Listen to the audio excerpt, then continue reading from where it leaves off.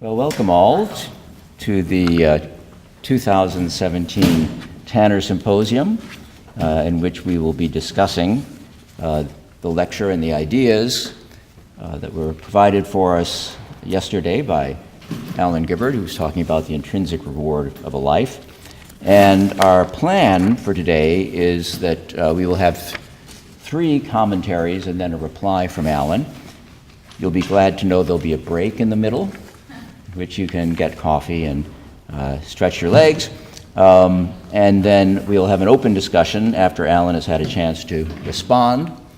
And after that, you're all invited cordially to lunch in the Kalamazoo room, which I guess is kitty corner to this room here. I first am going to introduce Stephen Darwall, then Connie Rosati, and then Sigrun Svavarsdottir.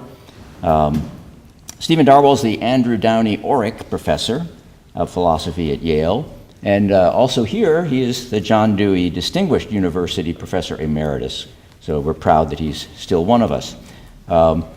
Steve is a tremendously prolific writer, but has the unusual feature among tremendously prolific writers that he is also a very good writer and quite a deep writer. He has written on fundamental questions throughout his career, and among other things, he's made important contributions, in addition to those, to ethics and metaethics, to the history of philosophy, and made, in his monograph, British Moralists in the Internal Law, and subsequent writings, he has helped revive interest in the British moralists, and especially Smith, and also in post-Kantian moral thought, especially Fichte. And so one aspect of Stephen's work is that it is deep not only philosophically but historically, and not many of us can say that. He is also the author of Welfare and Rational Care, which was a central part of Allan Gibbard's discussion last time. It is one of the best writings that we have on the nature or the idea of what it is to care about someone's well-being, or what it is to have the thought that something is part of someone's well-being. And this book has been quite influential, but even more influential, and one good thing about Stephen's career is he goes from triumph to triumph. So even more influential has been his most recent monograph, The Second Personal Standpoint, which helped reframe a number of debates in understanding normativity and moral philosophy, but also in moral psychology, thinking about the moral attitudes. And it's now having its influence ramifying out further. I was listening to a lecture by a primatologist the other day, and Stephen's view about the second personal standpoint was an important part of his understanding of the distinction between chimp society and human society. Yeah. And so he's right. He's right. we have it officially. And I do remember when he first had this idea, or at least first brought it to us at Ethics Lunch, and he said he felt he had a tiger by the tail. And I think that's right, because this is an example of an idea that has carrying force, and he has since gone on to apply it not only to sort of deontic moral attitudes, but also to such evaluative attitudes, or attitudes of the heart, as he says, as love and trust. And so, without any further ado, I'd like to welcome Stephen Darwall and his commentary on Allan Gibbard's Tanner lecture. Thank you.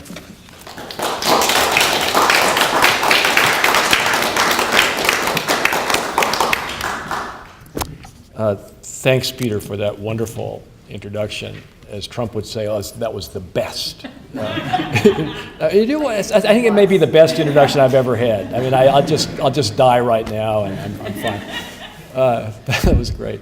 So it's really a great pleasure to be back at Michigan and to be celebrating Michigan moral philosophy, La Cosa Nostra, that thing of ours that is all special to so many of us, and it's especially wonderful to be able to, and a great honor to be asked to comment on Allan's Tanner lecture, I sadly had to miss the Gibbard Fest, so I'm really happy that I was able to be involved in this. And let me just agree wholeheartedly to what Allan was saying. It was the axiom of Michigan moral philosophy, which is we don't just do reflective equilibrium, we don't just, I think the phrase was, I would never utter this in New Haven, with Shelley Kagan, intuition chopping. I mean, you can really chop, I tell you. But no, we look for what Allan was calling a deep basis for our moral ideas, ethical ideas. And I'm extremely grateful that he's found interest in some ideas I had about well-being and welfare, and that he wants to put them to use as a deep basis for a kind of indirect utilitarianism. I'm not sure I want to go that way myself. I know it must be incredibly stupid here's a gift Allan's giving me, right? And if there must be a rule, not of thumb, but this would be an axiom. If Gibbard gives you a gift, a philosophical gift, by making use of your philosophical idea, let him do it, you know? Right. But I'm going to try to suggest that when it comes to what I'd call deontic morality, I think it's really what Allan calls narrow morality, morality in the narrow sense. Which Allan, I think, rightly ties to, well, he puts it in terms of guilt and impartial anger. I think of them as being tied conceptually to reactive attitudes, having the sort of structural features that Strawson pointed to, but that I've been trying to bring out in my work. I think that's right. And if that's true, then I think that the right kind of attitude towards persons that would have to feature conceptually in a deep basis for deontic morality has to be respect rather than care. And I'll try to say why I think that's so. But let me just start by reading the first paragraph of the preface of Welfare and Rational Care. The ideas presented here were stimulated by a conversation I had about 10 years ago, this would have been in the early 1990s, with Elizabeth Anderson. I'd been reading the manuscript of her Value in Ethics and Economics and had been struck by her claim that we value the state of realizing someone's welfare because we care for that individual and so value her in a distinctive way. Surely, I had thought, caring for someone just is wanting her welfare. I accepted the Kantian doctrine that respect is a distinctive attitude towards a person, rather than towards a state of affairs involving that person. But I hadn't seen that this is also true of what I here in this book call sympathetic concern or care. Over the course of that conversation, Liz convinced me that I was wrong. Okay. So what I do in that book is to argue that the concept of well-being has to be understood in relation to caring for someone. And as Allan was putting it yesterday, I think correctly, that what is for someone's well-being or welfare is what it would, to use an old Gibbard phrase, what it would make sense to want, or what there'd be reason to want, what would be fittingly wanted, what there would be rational to want. You can use any of those things. They refer to roughly the same idea, on an assumption that you'd accept in caring for someone, not in the condition if you care for that person, but on the assumption you'd accept if you cared for that person, namely that they're worthy of care, that they are to be cared for. Okay. So I think Allan's right about how to formulate the idea, and I think it's right, therefore, that the deep basis for the reasons for acting for someone's good that come out of the idea of someone's good have to do with the truth, the assumed truth, that people are worth caring for. But I'm going to be suggesting that that provides a justification of the wrong kind for deontic morality.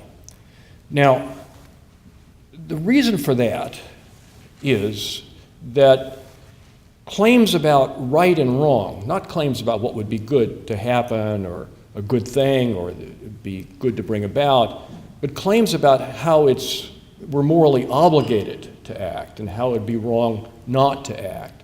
Those are claims, I argue, that are conceptually related to accountability. Roughly, what it is for an act to be wrong, or at least we could put it in these terms, it's just a conceptual truth that if an action is wrong, it's an action of a kind such that were you to perform it without excuse, that would be blameworthy. Where blame is a distinctive kind of attitude. It's what Strawson calls a reactive attitude, and as I'll bring out in a moment, it's an attitude through which we hold someone responsible. If it's guilt, we're holding ourselves responsible. If it's blame, we're holding someone responsible, not from any particular point of view, but as if from anyone's point of view. If it's resentment, we're holding the perpetrator responsible as from the perspective of the victim. And the idea is, this is the Strawson idea, when we blame someone, and I don't mean engage in a certain verbal speech act, I mean have this distinctive attitude towards that person, we have it from what Strawson calls a participant, or he also says interpersonal perspective of implicitly relating to that person. This is what I call a second person standpoint. Second person in the roughly grammatical sense of the object of address, you, or the Buber, thou thing. Okay. And what I argue for in my work is that when we take up this standpoint and make putatively legitimate claims and demands of someone, as in blaming them, as in holding them to account, we're committed to presupposing both that they have certain psychological capacities that make them apt addressees, that they can understand what we're talking about, that they can accept that we've got good reason that legitimates or warrants the demand, and that they can hold themselves to it in their own thought. They can be motivated by that to do it. So we're committed, I argue, in my work for two fundamental presuppositions. One is a shared second personal competence, that we're both capable of holding ourselves and one another accountable. We both have consciences, roughly. And secondly, that we have a shared second personal authority that gives us a basis, just by virtue of this, to make claims and demands of one another at all, as we might put it. It's the Rawls notion that to be a person is to be a self-originating source of valid claims. And the idea is that the attitude that responds to justified claims and demands, respect, is a different kind of attitude than the attitude that responds to that someone's being worthy of concern or care. They're being precious, if you like. So, I do think that caring is very important. There are very important reasons that are lit up for us, as it were, through that attitude, but they're just reasons of a different kind than the reasons that have to justify claims of moral obligation, deontic moral claims of right and wrong. Okay. Now, in pursuing this general line of thought, I'm agreeing with Allan in his general approach to normative concepts. So Allan at one point says in the lecture, I analyze all normative claims in terms of of a primitive ought, what he sometimes calls the flavorless ought. And he reminds us of the famous remark of Wilfrid Sellers's that normative claims are fraught with ought. Okay. Now, I think this view is roughly implicit in Liz's value in ethics and economics as well. So her idea there is not just that there are plural or diverse values in the sense that there are lots of different things that are good, but there are different kinds of value. And these different kinds of value are tied to different attitudes. The rough idea is that what it is for something to have a certain kind of normative property is for it to be an apt or fitting object, a warranted object of some particular attitude or other, and there are different attitudes. So dignity, we might say, is the property of warranting recognition, respect.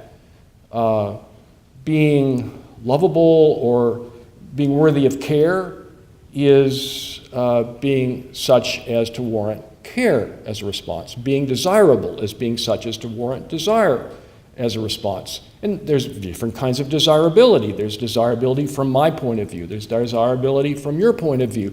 There's desirability from an impartial point of view. That would be what Parfit calls being good in the impartial reasons involving sense. That's desirability. But there's also estimability, there's contemptibility, there's a whole host of normative concepts. And we understand them all on this proposal, which I take to be now the Gibbard, and as he was saying yesterday, the Ewing, this is A.C. Ewing, and now I'm saying the Anderson program. We'd understand these all in roughly the same way. So you could think of this as the AGE, age program. Right, but now, actually when you think about it, well, that was Sidgwick's idea too, right? Because Sidgwick thought the fundamental ethical idea is ought and it's not good as against Moore. So maybe it's Sage, S-A-G-E. Oh, no, wait a minute. So Scanlon, he's a buck passer, so ultimately he's got the same view too. So it's sages. But let's see, so Sellers, right? Fraught with ought. Also sagesse, we've got that. And then there are other people. I mean, I've pushed this view myself, and maybe it's implicit in Darmson Jacobson, and I just think it's a very attractive view about normative concepts in general. But if that's right, then we've got to think about the distinctive attitudes that are involved with respect to these different attitudes. Okay. Well, I should have mentioned Frankena also. Frankena, in a wonderful paper called Obligation and Value in G.E. Moore's Ethics, argues against Moore. There's this really interesting history between Moore and Frankena. Frankena writes The Naturalistic Fallacy, he's just coming out of graduate school, and he's the first paragraph of that, something like, history will record this affectation that philosophers had of referring to views they disagree with as fallacies. There's Moore, right? Moore is this giant Moore, and here's this young Frank, and he's saying something like that. Moore never got over it. So Frankena writes this paper, Obligation and Value in G.E. Moore's Ethics. It's in the Schulp volume on Moore. And he's making, I think, the trenchant point, which really, when you think about it, Peter and Allan and I dined out on in our treatment of the open question argument in our Toward fin de siècle ethics, that what is providing the force of the open question argument is that for any such attempted definition, we can always sensibly wonder whether we ought to be moved in some way, or what attitude we ought to take towards the thing. Okay, so Frankena also had this view. Okay, but what I'm saying is, it's then important to take account of the distinctive attitudes that are implicated in the questions we're asking. And I think of deontic morality, for reasons I was suggesting before, as conceptually connected to accountability, to holding accountable attitudes. And those attitudes are attitudes like blame. And those attitudes are tied to certain presuppositions that provide reasons of the right kind for the aptness of that attitude that are just different from desirability. So go back to the way Allan was portraying the Brandt view of morality as that we should value a code of morality for the sake of the benefits to be derived from living through accepting that code. Well, those seem to be reasons of the right kind for wanting to live by that code, but they don't seem to be reasons of the right kind for blaming someone who runs afoul of it. For me, deontic morality has to be grounded in these distinctively deontic attitudes, or the right kinds of reasons for these deontic attitudes. And I think the most plausible basis there is some notion of a kind of shared authority that persons have, just as moral agents, beings who are capable of being obligated. Allan wants to use the idea of people being, or other beings being equally worthy of care as a basis for what he calls an indirect utilitarianism. Now, I think there are a number of questions that arise here. Why indirect as opposed to direct, right? So a direct act utilitarian can agree that we should want an accepted moral code that has the best benefits for all, but then will hold that nonetheless the act that it's right to perform is still the act which would have the greatest consequences overall, that would maximize utility. The indirect utilitarian says, no, that's not right. What's right to do, what's wrong not to do is determined not by the benefits of that act, but the benefits of a rule or a practice, the acceptance of which would direct people to act in certain ways, and what benefits that practice or rule would have. Okay, so what is it that leads one to indirect over direct utilitarianism? Well, I think Allan would say, and Brandt would say, and Mill said it first, we don't call an act wrong unless we mean to imply that that act is something that someone, and now I'll just use my formulation, which comes from Brandt, actually, the person is aptly blamed for. What Mill says is a person should be punished for, if not by law, then by social sanction, if not by social sanction, then by the reproaches of his conscience. Okay? It's a very similar idea. But notice if we go indirect, so that gives us a reason for using language in this way. We don't call something right, or we don't call something obligatory unless we're following this kind of meaning rule. But the reasons for following that meaning rule have all to do with the impartial benefits of doing so. And so again, that seems like it's a reason of the wrong kind to make the blame fitting or appropriate. Those are reasons for desiring, let's say, from an impartial point of view, that to be able to blame people in this kind of situation.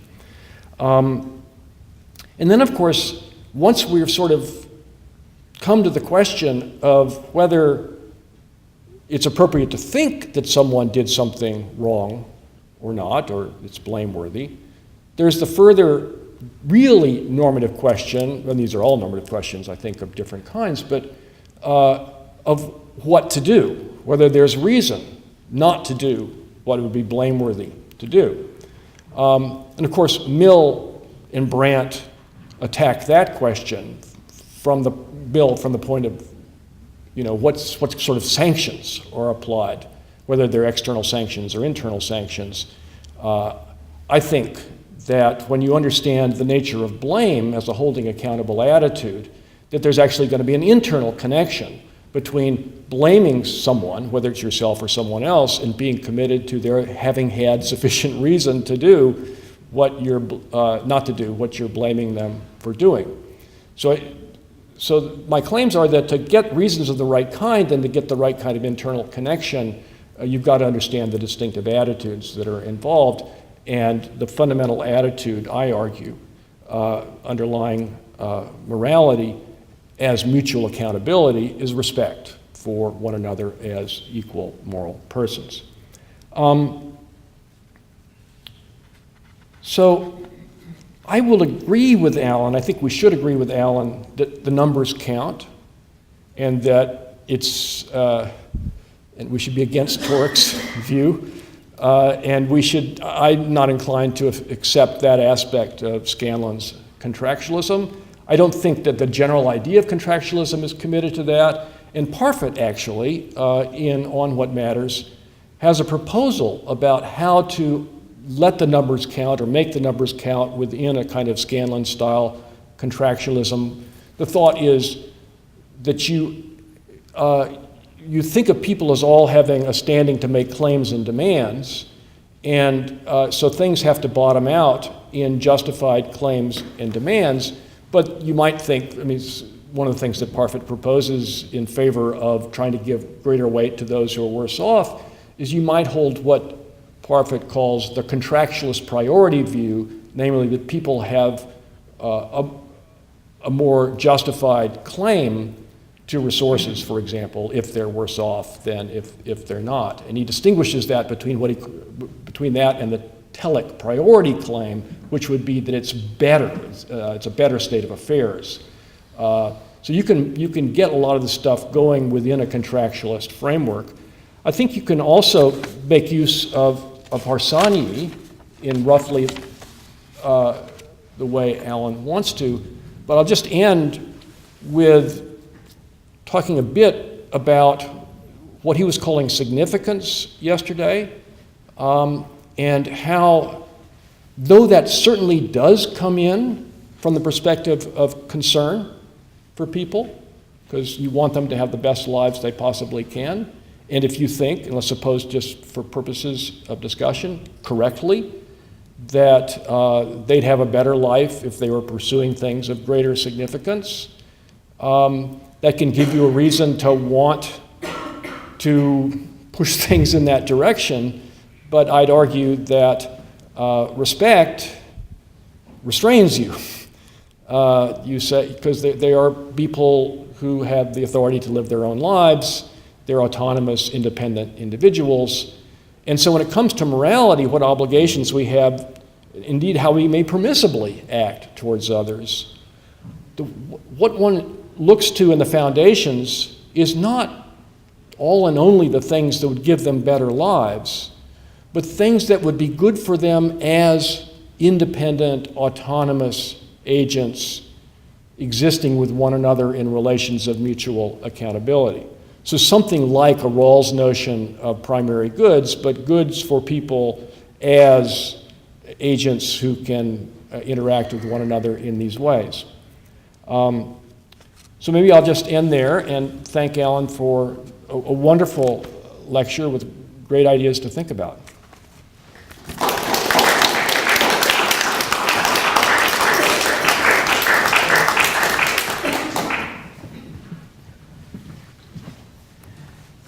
Thank you very much. Our next speaker is Connie Rosati, who is currently an associate professor of philosophy at Arizona, having previously taught at an impressive array of institutions: Rutgers, Northwestern, Michigan, University of California, Davis. She's also taught in the law school at Penn and in the law school at the University of San Diego. She has a JD as well as a PhD. And it's particularly appropriate to have her here today because she has really, among people, currently active people writing on questions of a person's good, she has probably thought as deeply and as thoroughly about this question as anyone and done original and compelling work.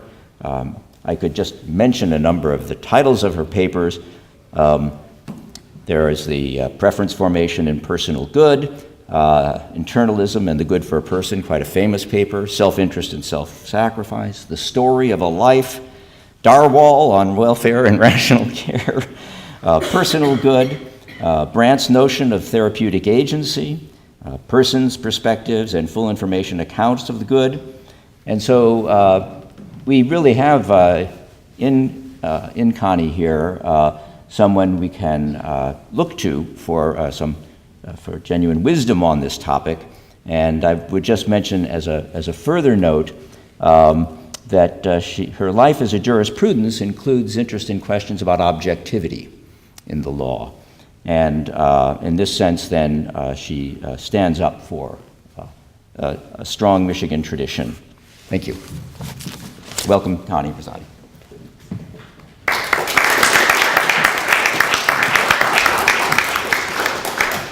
Thanks. It's wonderful to be back in Ann Arbor and to get a chance to catch up with people. And it was wonderful to have an opportunity to hear Allan's lecture and to be able to engage with him about his talk. I enjoyed in particular yesterday listening to Allan recounting his time at the University of Michigan as a young academic. I came to the graduate program in philosophy at Michigan after the period that he described. Charles Stevenson had died 3 years earlier, and Richard Brandt and William Frankeno were both retired, though still attending colloquia in the department.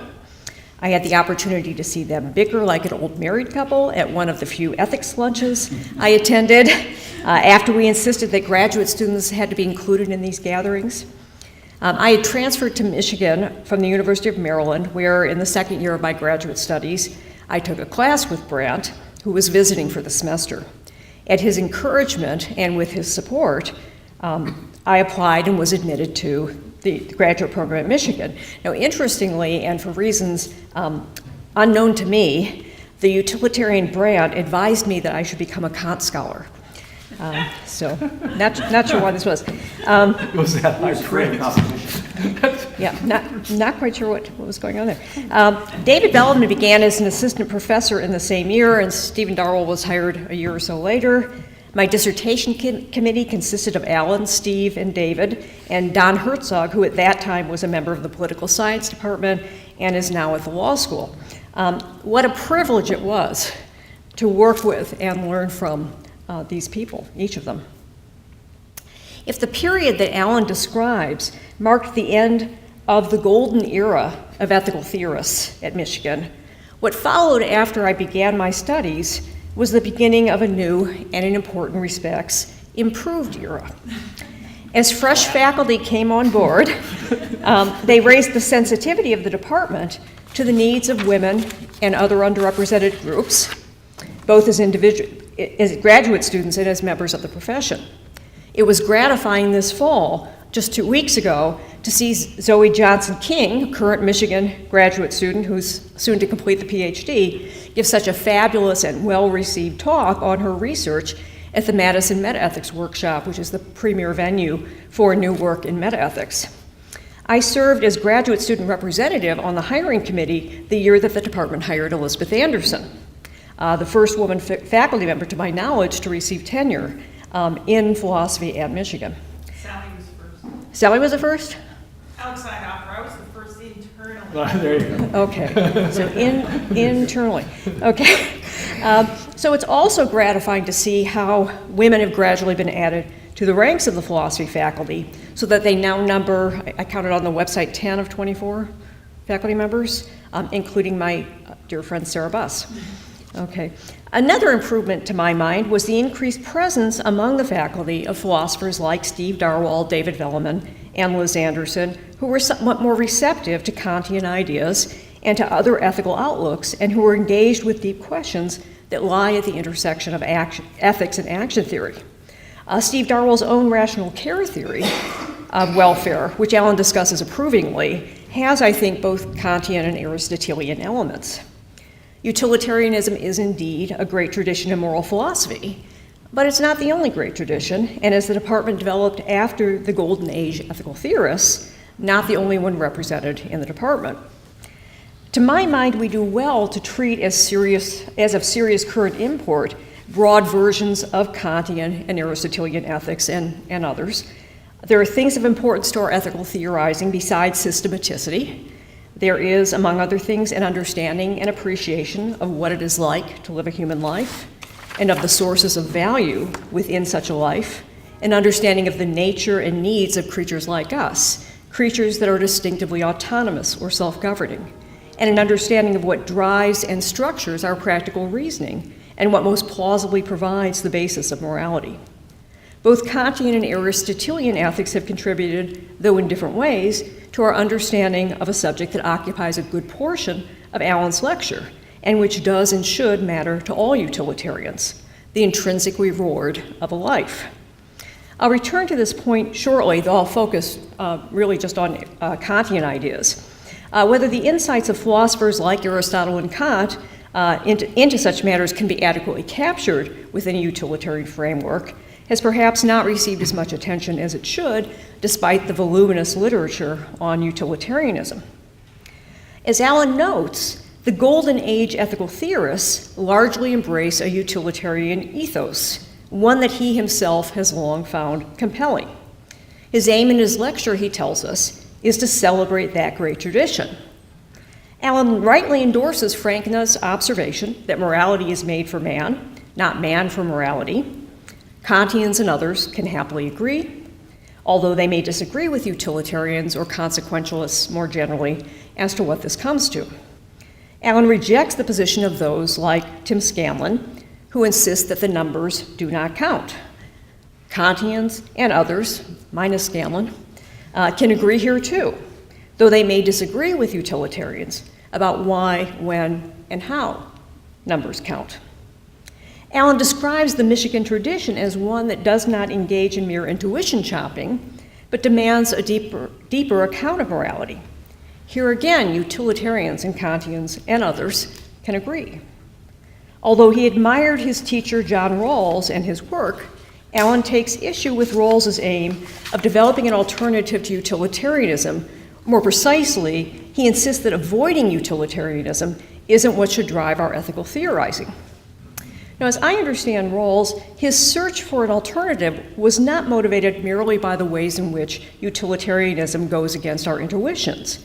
Rather, he thought he had a diagnosis of why it did, namely that it did not respect the separateness of persons. And he considered extant alternatives to utilitarianism, like W.D. Ross's intuitionism, to be inadequate. Whether Rawls's diagnosis was correct, of course, is another matter. Allan remarks that Rawls's Kantian-inspired theory of justice, which he regards as a form of indirect utilitarianism, struggled to explain why we should guide ourselves by what we have agreed to in the original position. But the chief response available to Rawls has always struck me as pretty persuasive. You yourself would agree to the principles of justice in circumstances that you yourself consider fair and appropriate for choosing principles of justice for the society in which you're going to spend a lifetime. In contrast, Brandt's defense in A Theory of the Good and the Right of a utilitarian moral code fell rather short, I think, of a defense of the utilitarianism that he himself favored.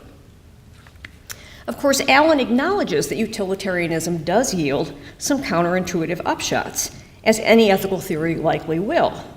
It makes excessive demands on us, he suggests, while offering inadequate moral protections. He looks for an unassailable truism on which theorists can agree. I was delighted to learn that Allan considers as unassailable the proposition that torturing a child is wrong if nothing can be said for doing it except that it would be fun. That's right. But critics of utilitarianism would be quick to point out that for utilitarianism, the proposition isn't quite unassailable. It depends, among other things, on how many people are having fun and how much fun they're having. Now, these critics' worry is not that utilitarianism will in actual fact, yield that result, but that it does in principle. And so their sense is that something fundamental has gone awry.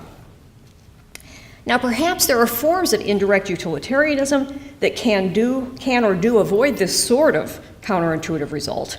In fact, I'm pretty confident that there might be such a form of indirect utilitarianism, provided that we have the right account of the intrinsic reward of life, of what it is for something to be good for a person. Despite his own preference for a utilitarian ethos over the alternatives, which in his view do not lend themselves to providing a systematic ethics, Allan acknowledges not only Rawls's important work, but Aristotle's insights and Tim Scanlon's subtle discussion of friendship. I believe Allan would agree that cross-fertilization among great moral traditions, drawing and building on what is most plausible in each of them, is of benefit in our efforts to think together about how to live, both as individuals and with one another. His lecture, I think, evidences some of this cross-fertilization. This shows up, I think, when Allan turns to discuss a person's good. He adverts to his earlier Tanner lecture in Berkeley, where he found common ground between Brandtian indirect utilitarianism and Rawlsian contractarianism. Both systems, he says, involve the notion of a person's good. Although he finds attractive James Griffin's objective list theory about the substance of a person's good, a list that includes, in addition to enjoyment, other items that Allan characterizes under the rubric of significance, he also allows that, is quoting Allan, the notion of a person's good or benefit turns out to be surprisingly elusive. he remarks that a crucial part of the question of what's significant is what to give weight to independent of one's awareness of it. And so in saying that a person's good comprises the items on Griffin's list, he tells us, he is saying, among other things, to favor them independently of whether we are aware of them. That leaves the question of what it is for something to be good for a person. So we got the substantive part, but what actually makes something, what is it for something to be good for a person? Now here Allan looks to Steve Darwall's rational care account. On Darwall's view, what is good for a person is what one, including the person herself, ought to want for her, insofar as one cares for her or for her sake. It is, as he also expresses it, what one ought to want for a person from the perspective of one who cares. In caring for another, according to Darwall, one sees her as mattering in a way that does not depend on the fact that one cares. In feeling sympathetic concern, one has an experience or appearance, he says, of, this is quoting Darwall, individual people, and hence of their welfare, as mattering in a way that is not just agent-relative. Although I've raised doubts about Darwall's account, I agree with the idea, as I would express it, that in thinking about what is good for a person, we treat her as an end or valuable being. Or as David Velleman, and here I think both David Velleman and Steve were influenced by Liz's work, as David Velleman put it, a person's good matters because she matters, right? Thomas Herka, in his commentary on Steve's book, Welfare and Rational Care, describes Steve's view as extending the Kantian idea that value resides in persons to the concept of welfare. Something like this seems to be the Kantian element in Steve's view. A somewhat Aristotelian bit can be found in the last chapter of Steve's book, in which he defends the importance to personal good of engagement in valuing activities such as parenting and playing music. But as Darwall observes in his book, there is more than one way of responding to the seeming value of persons. One is care, or sympathetic concern. The other is respect. Whereas care inclines one to promote a person's good and respond to her as a being with a welfare, respect inclines one to honor a person's values and respond to her as a being with dignity. If both Brantian indirect utilitarianism and Rawlsian contractarianism share a concern with a person's good, Kantian theories are concerned not only with welfare, but also with respect.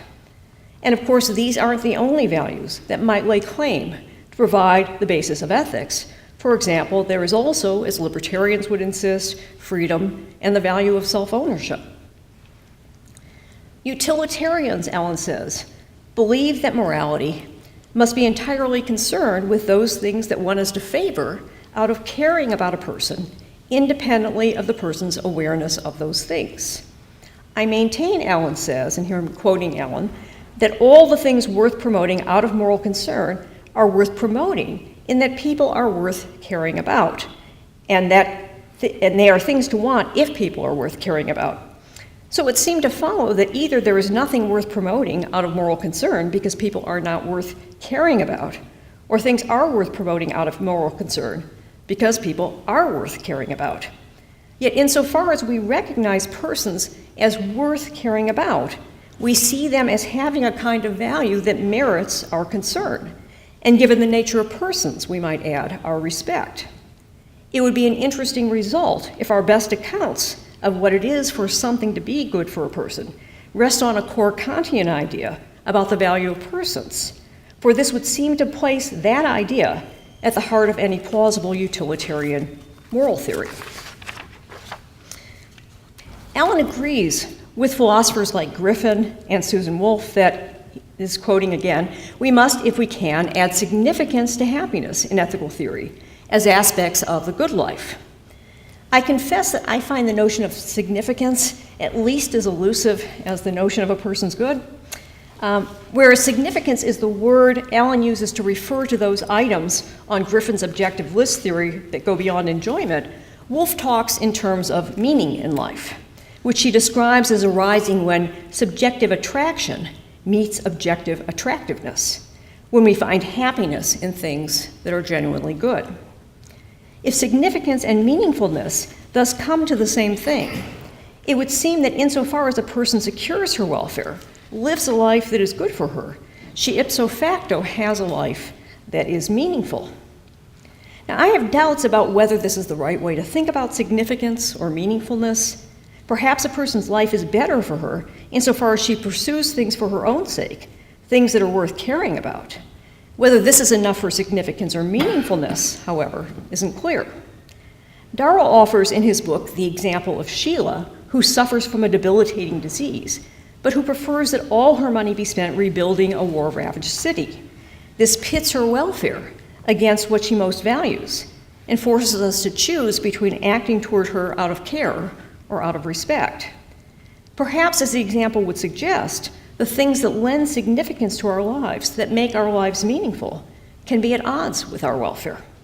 Perhaps then, in order to allow people to secure significance or meaningfulness in their lives, morality must concern itself not only with what to do out of care for a person, but with what to do out of respect for her. I have been pressing the importance of drawing on the insights of not only the great moral tradition of utilitarianism, but also that of Kantianism and yet others. I have suggested insofar as the good of persons and of other sentient beings is what's worth promoting out of moral concern, we may do well to look beyond what utilitarians themselves have had to say about the nature of welfare. And insofar as we also care about the significance or meaningfulness of our lives, what we have reason to promote out of moral concern may encompass more than considerations of welfare. Thus, although I admire the old Michigan consensus and find much to agree within it, I have welcomed the new Michigan diversity, which I think is all to the good as we think together about how to live. Let me close by saying a bit about the concerns Allan expresses along the way about the current tribalism in our society. I, with Allan and likely all of you, share these concerns, and I often wonder what we philosophers might contribute to easing these divisions. As Allan remarks, although tribalism sometimes supports reason, it can also run against it. The broad availability of news sources and social media ought to enhance our ability to think together about the problems that we face. And yet these tools can overrun our reason, our ability to sort fact from fiction, and to identify what is worth caring about. Reason, it can seem, is no match for Breitbart News or Twitter bots. And yet, like Allan, I continue to believe that philosophers have something useful to say and do. Arguably, what lies at the heart of our divisions is the failure of our institutions in fundamental ways to treat people with equal concern and respect, to attend equally to their welfare and their dignity. As Allan's lecture has shown, we philosophers have useful things to say about welfare and dignity, concern and respect, and about what it would take to refashion our institutions to do better by them. Would that philosophers had a more integral role in our politics and public discourse. Okay. Beyond what we can do as individuals in our capacity as citizens, as philosopher citizens, we can continue our inquiries into human values, to reach people where we can, and to model thoughtful reasoning, care, and respect, all of which are critical to the intrinsic reward of life. Thank you.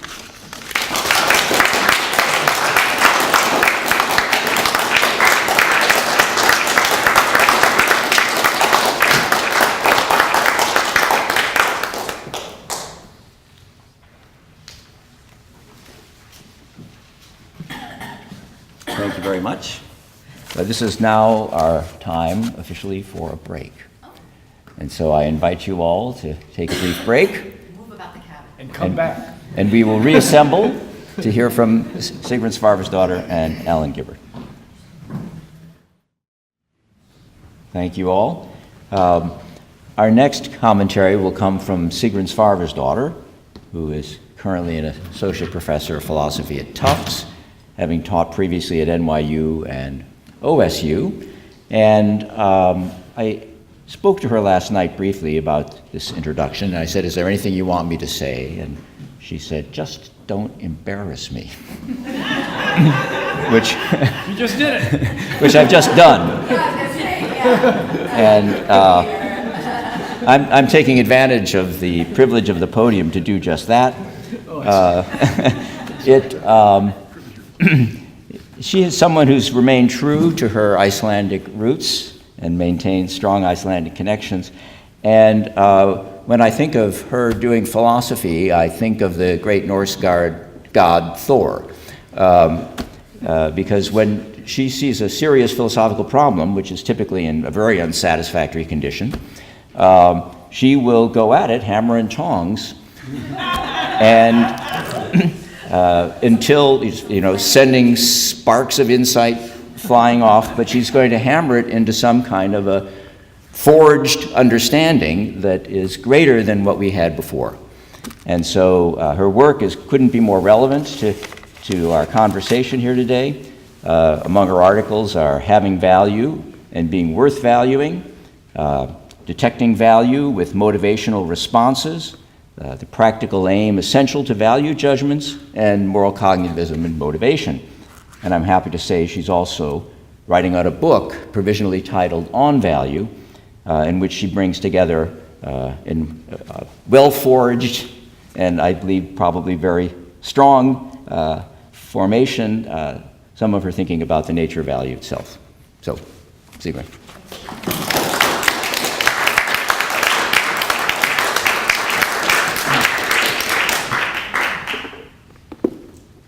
I wasn't organized enough to print this out, so I'm going to try to work with the computer screen that I haven't done before. So first of all, thank you for the invitation. It's an honor.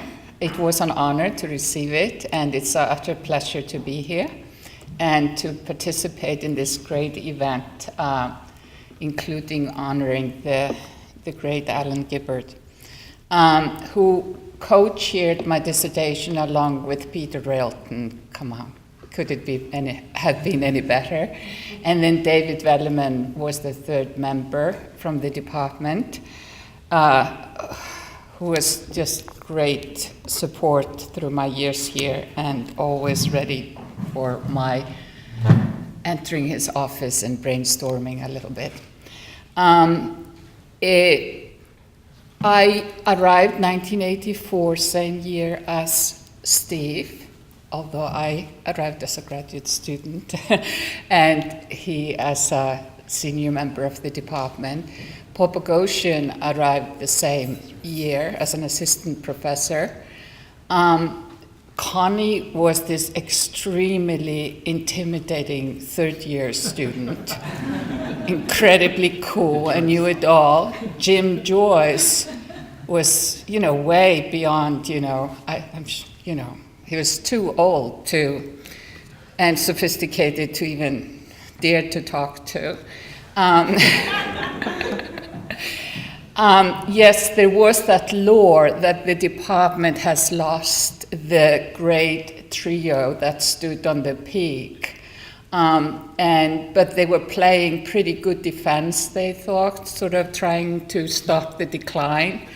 And I think back, and I think I was taking seminars in which we were really working through Allan Gibbard's manuscript of Wise Choices, okay?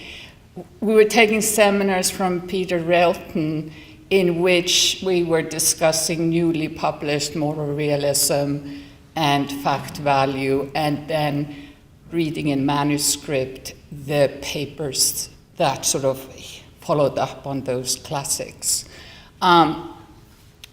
Steve had just published his Impartial Reason, which I read in a seminar that Adrian Piper gave that year, and I wrote a paper on that book and discussed it with Steve, if I remember. I did take a class on the 18th century the British moral realist from Steve.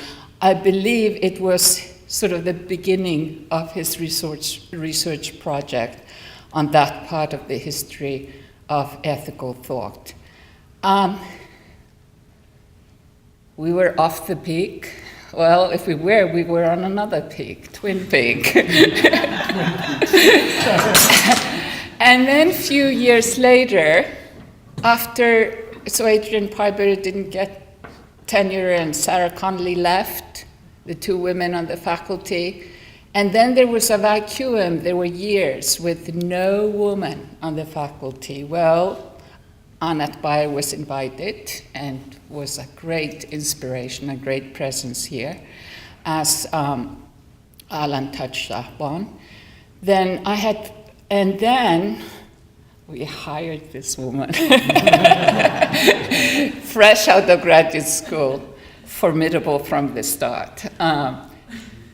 Great times. And I was a little bit too senior to be taking, I was just trying to finish my dissertation, but people slightly my junior were having that experience of debating with her the manuscript of that great book. And then, the people in the other areas were also great. Let's not forget. Not the least the junior people. I mean, knocking on Paul's door and Steve Yaplo's door and say, can I run this by you? Door always open. So I'm very happy, like Connie, to review the current roster of the philosophy department. And I'm very impressed by almost 40% of the faculty being women, and these are well, those I know. Some of them are too young for me to know, but others, they're formidable. I've seen Sarah Moss give a talk, and I know Liz. And same, lots and lots of women in the graduate student body. We average 1 a year, and it's sometimes difficult to sort of be the sore thumb that sticks out, and I hope that is just gone forever. So I wish Michigan well. I think you're doing just fine. And happy birthday, university. I hope you will be very wise in dealing with this difficult political and social climate. Anyway, to Allan's talk. Thanks, Allan. That was very interesting in many, many different ways. I'm going to be much more sort of narrow in my comments than Steve and Connie. I'm going to focus on what he has to say in response to the question, what is a person's good or a benefit to a person? Of course, this is an extremely important question for any utilitarian. I mean, this is really the foundation of the moral view. But I'll just be focusing on what he has to say about this issue, not how he's going to try to build on that to defend utilitarianism. So, Allan expresses a normative thought in the paper, and it goes something like this. Aside from enjoyment, accomplishment, autonomy, understanding, and deep personal relations are intrinsically good for any human A. These are aspects of life that are in themselves of positive significance in a human life. And this thought is inspired by Griffin's work on well-being. Now, Allan, being the philosopher he is, start by asking, well, he looks for an analysis really of this thought, not naturalistic analysis, but analysis in terms of the fundamental normative concept, according to him. And he offers an analysis inspired by the work of Darwall and also Ewing, which comes to something like this. The normative thought that he expressed is equivalent to the thought that if one ought to care about A, then one ought to favor or want, out of caring for A, that A have autonomy, understanding, accomplishments, and deep personal relations in his or her life, regardless of whether A is aware of these being aspects of his or her life. And the ought here is to be used in both instances, is being used, he tells us, in the sense of viewing. Okay. So just to make it a little bit briefer, in a nutshell, a person's good is whatever one ought to want out of caring for A, if one ought to care about A. Now then, of course, he tells us that he wants to ask what that kind of a claim comes to, and he isn't going to analyze it any further, rather he's going to give an expressivist account of that claim.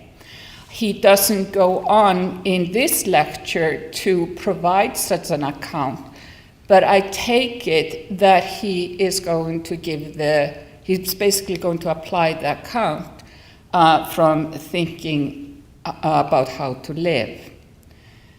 That is the assumption that my comments proceed on.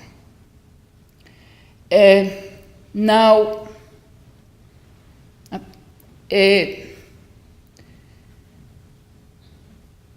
I have three central concerns. Okay. My first concern is that I'm skeptical of Ewing's analysis of value in terms of ought, in Ewing's sense of ought. Indeed, my skepticism is already in print. It's in my article, Having Value and Being Worth Valuing. It's a JP article from 2014, if I remember right. In this article, I argue that a biconditional that links having value with being worth valuing is necessarily true and a priori knowable. However, I don't commit myself on it stating a concept identity, let alone property identity. And I voice some skepticism about thinking of it as stating a concept identity. I'm taking this biconditional as sort of articulating is basically an insight about how ascriptions of value come into play in the critical appraisal of attitudes that focus on what kind of object the attitude is directed towards. And the attitudes in questions are conative attitudes. Okay, so I use valuing, this is just stipulated in the article, as naming a kind of conative attitude that should not be assumed to be identical to judging valuable, and indeed I think there are some reasons for rejecting that. But it's distinctive in that it's very stable, it's manifested in a wide array of circumstances, it has profound effect on how we live our lives and what engages us emotionally and motivationally. There is nothing like a fickle valuing used in this sense. And the worth valuing is supposed to capture some kind of criticism that we may submit such an attitude to, as well as other attitudes, of the conative emotional kind, by sort of basically making the judgment that the object of the attitude, a particular instance of that attitude, is or is not of value, or is of a value of, I think those are graded judgments. An object can be of more or less value. So the article is really about how to understand this worth, okay, in the biconditional, i.e. what kind of criticism are we submitting this kind of attitude to when we say that its object isn't really valuable enough? Or what kind of approval is going on, or assessment is going on, when we say that, yes, this is the object of the attitude is really of sufficient value. You're valuing something that is indeed worth valuing. What's the sort of force of that criticism? What kind of criticism is it? And I have nothing extremely positive to say about it. It's mostly eliminating things that we shouldn't think this criticism comes to. And in this context, I look at Ewing. So he actually gives an analysis of the concept of value in terms of concept of ought, that according to him is a concept of a non-moral deontic relation between an object and an attitude. To think of an object as valuable or good is to think of it as something towards which we ought to have the favorable attitude. This is the idea that Allan takes from him, although Allan is talking about a relational notion of good, whereas Ewing isn't. But then he gets later to how to understand the relationality and draws on Darwall. Now, it's true that Ewing emphasizes that the sense of ought in his analysis of value is not that of moral obligation, but rather that of fittingness, which he also elucidates as appropriateness, suitability, or preferability. This notion may indeed seem closer to that of worthiness than that of normative requirement. I take ought suggests to me normative requirement. However, Ewing must be operating with a sense of ought that imports the notion of normative requirement, for he proposes to understand prima facie or pro tanto duty in terms of the same sense of ought. On his view, the intrinsically good and what we have a prima facie duty to choose, produce, or pursue are one and the same. Similarly, the greatest good and what we ought or have a duty, all things considered, to choose, produce, or pursue are one and the same. Ewing, furthermore, maintains that this is so not because the right, which he equates with what ought to be done, depends on the good as teleological moral theories claim, but rather because the good depends on the right as deontologists claim. So I take us to take seriously the idea that this is a real deontic notion, though not the moral deontic notion, and it really designates or expresses, signifies, however one puts it, a normative requirement. And I challenge the idea that the force of worth in the biconditional that I accept should be interpreted as that of normative requirement. And I'm just basically plagiarizing myself at this point. So I think this is pretty much ad verbatim, but let me read through it. So let's assume that philosophical study is of value. I take this to imply that philosophical study is something that is worth valuing. Again, in that sort of a stipulated sense. But I cannot see that this means that philosophical study is something that in the normal course of life people ought to or are normatively required to value, not even pro tanto. Are people who do not share our interest in philosophy or who fail to appreciate what we are doing flouting a normative requirement? I just find this suggestion odd.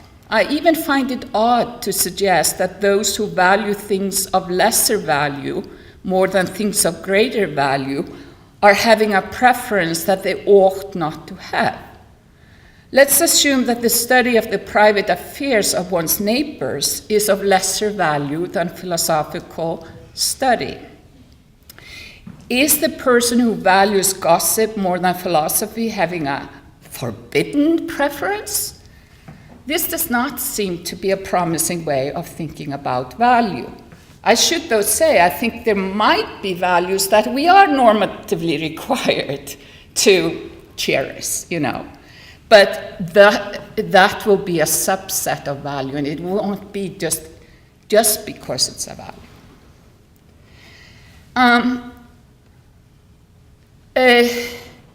Maybe for the sake of time, I go then into why I think thinking about value as permissive won't really work either. Well, maybe I'll go through it. It does not help to claim that the deontic norm in question is permissive, that is, things of value are things that we are permitted, though not required, to value. That philosophical study is of value hardly means that it is merely permissible to value and admire it.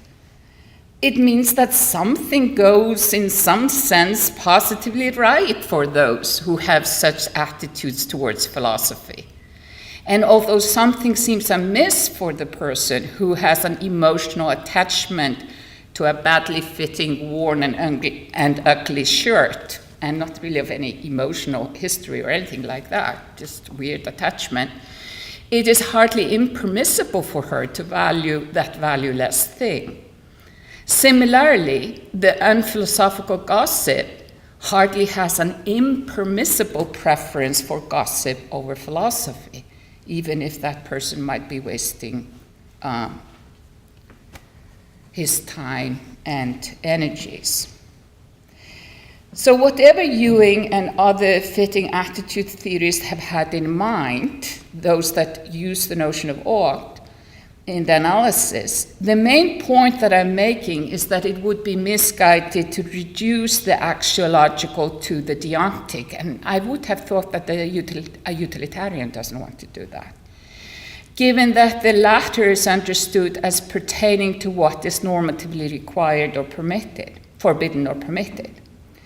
Setting moral value aside, the value-based criticism of attitudes does not take the form that the agent fails to have a required attitude towards an object or has an impermissible attitude towards an object. Rather, the criticism is that the agent's attitudes are misdirected. His emotional or motivational energies are wasted by directing them at things not worth them. Obviously, more needs to be said about the relevant sense in which our emotional and motivational energies are or are not wasted on objects. The point of the paraphrase is simply to bring out that there is a difference between an object being worth an attitude and the attitude being required or permitted towards the object. So here, I have a challenge to Allan. Clarify the ought that you're using. Do you really want to commit to use Ewing's ought, at least? And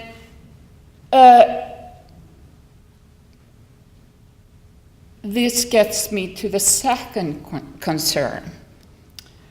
It rests on the assumption that Allan means to be analyzing the concept of good for A in terms of the concept of ought, that is the subject matter of chapter 7 of Thinking About How to Live. That is the chapter titled Ordinary Oughts, Meaning and Motivation, putting aside whether or not that is Ewing's ought. But I am skeptical that value judgments, including good for A judgments, can be understood in terms of ordinary ought judgments if Allan has given the right account, expressivist account of the latter. So now I'm going to proceed on the assumption, sort of for the sake of argument, that his account in the book is the correct one.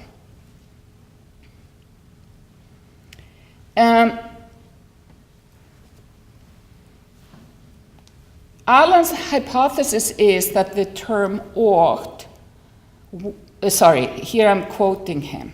So Allan's hypothesis is that, quote, the term ought works, syntax aside, as does his, I'm quoting him, artificial term, the thing to do, end of quote.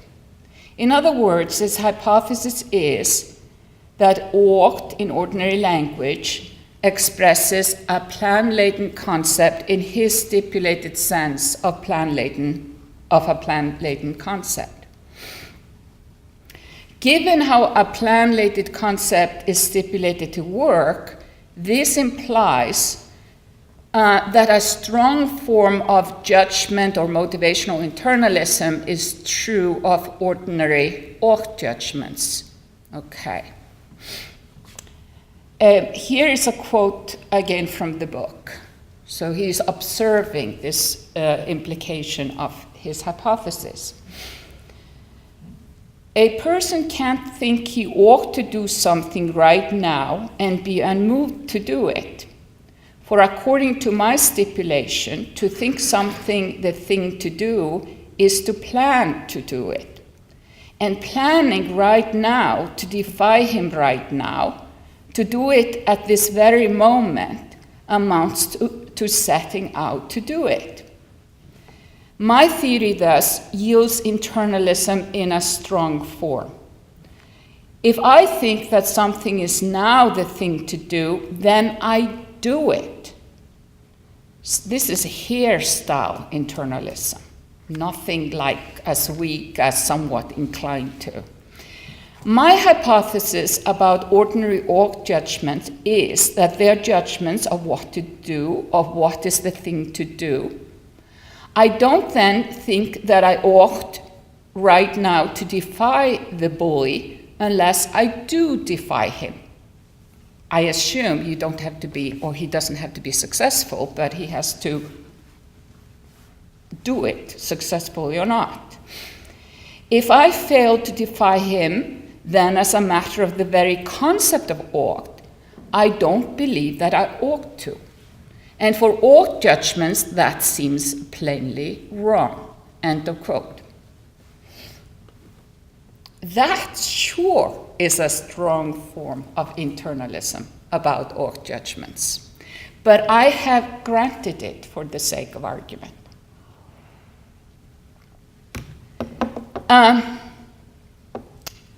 Now, let's consider what kind of internalism about good for aid judgments we get from applying this expressivist account of ought judgments to the ought judgment that Allan claims to be equivalent to a good for aid judgment.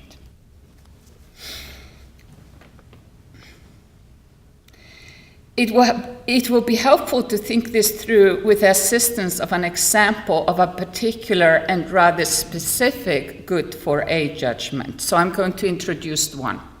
It's the judgment that given her current circumstances, it's good for Sigrun to take up drawing as a hobby.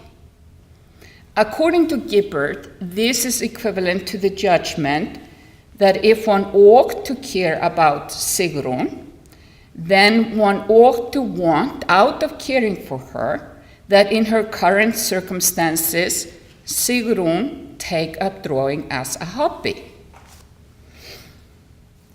Now, what exactly is the connection of this judgment to action according to Gibbard? This is a judgment that any one of you could make, okay? So, well, presumably it is indirect. It's a connection to a disposition to act in a certain way if one makes some further judgments that are inferentially related to this judgment. One may make the judgment without that disposition being activated. You all can make this judgment without acting in any specific way. But you have a disposition presumably to take a drawing if you believe that you are in circumstances that are relevantly similar to mine, something like that.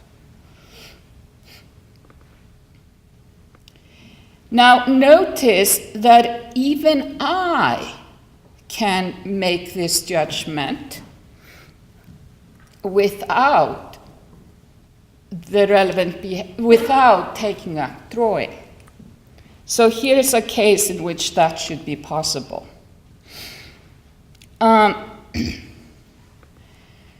Say I make the above judgment while suffering from a serious form of amnesia that makes me ignorant that I'm the subject of this judgment. I have reached this judgment after hearing about Sigrun's situation from others without being told that I'm Sigrun. Given this, even if I have the relevant behavioral disposition, it will not be activated in my current circumstances. So it's even in very peculiar circumstances, it's possible for me, on Allan's view, to make the judgment without actually taking up drawing. However, if I learn that I'm Sigrun, and that does not change my mind about it being good for Sigrun in her current circumstances to take up drawing a hobby, then the relevant behavioral disposition will be activated.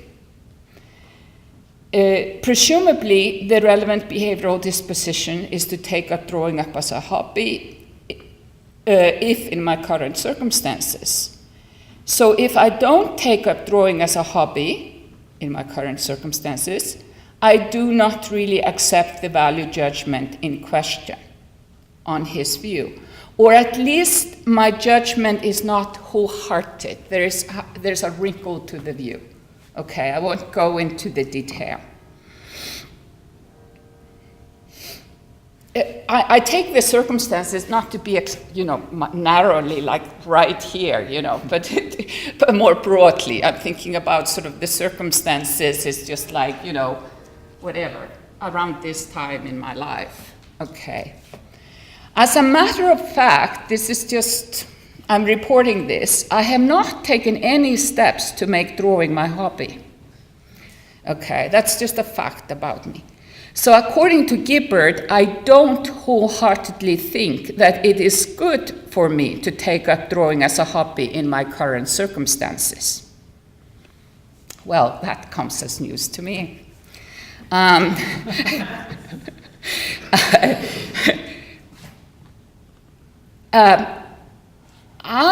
As a matter of fact, I believe that I think that taking up drawing as a hobby is good for me in my current circumstances. I also believe that I think that taking up the tango or some other form of dancing as a hobby is good for me in my current circumstances. And I could go on and on and on. Okay. But I'm not taking steps to make any of these things my hobby. So if Allan is right, I'm mistaken about having any of these thoughts. I have really hard time accepting that upshot. But I'm sure that Allan has a reassuring response. I have all these thoughts, but I also have the thought that it is not good for me to take up all these things as my hobby at the same time, and the thought that if I look up any of if I took up any one of them, it would be good for me to drop some other hobby that I already have. And there are lots of other thoughts that are sort of relevant. And the way all of these thoughts relate has the upshot that none of the behavioral dispositions necessarily connected to these thoughts are activated in my current circumstances. So I have all these behavioral dispositions, just none of them are activated in my current circumstances.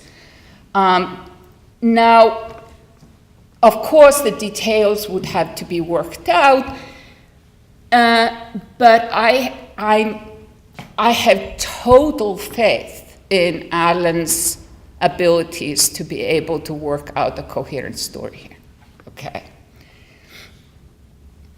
But that doesn't make the story true, right? So what reasons do I have for buying that?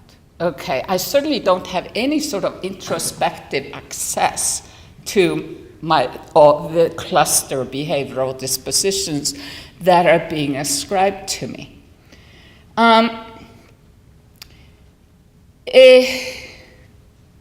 So here's my second challenge to Allan. What other reasons can you give me for accepting the story?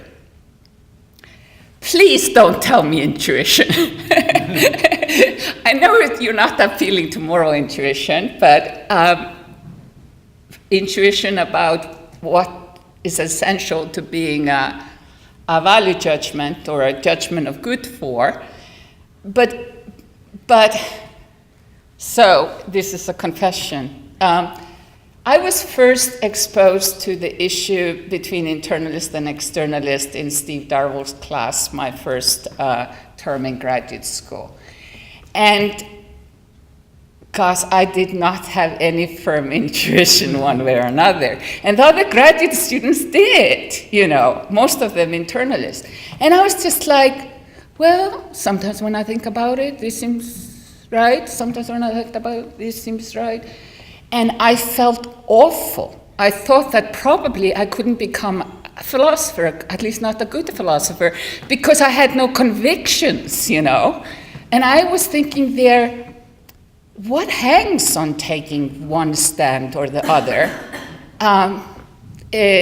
My intuitions are all over the map, and I thought that probably that meant I wasn't cut out for being a philosopher because I wouldn't sort of stake out a position and then figure out how to argue for it. Anyway, that was aside.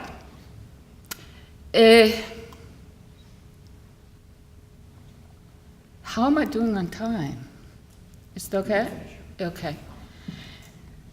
Now, could all of this, so this is just a challenge, this is not a knockdown argument. Now, my reasoning proceeded on the assumption that Allan had given the right account of all judgments in Thinking How to Live.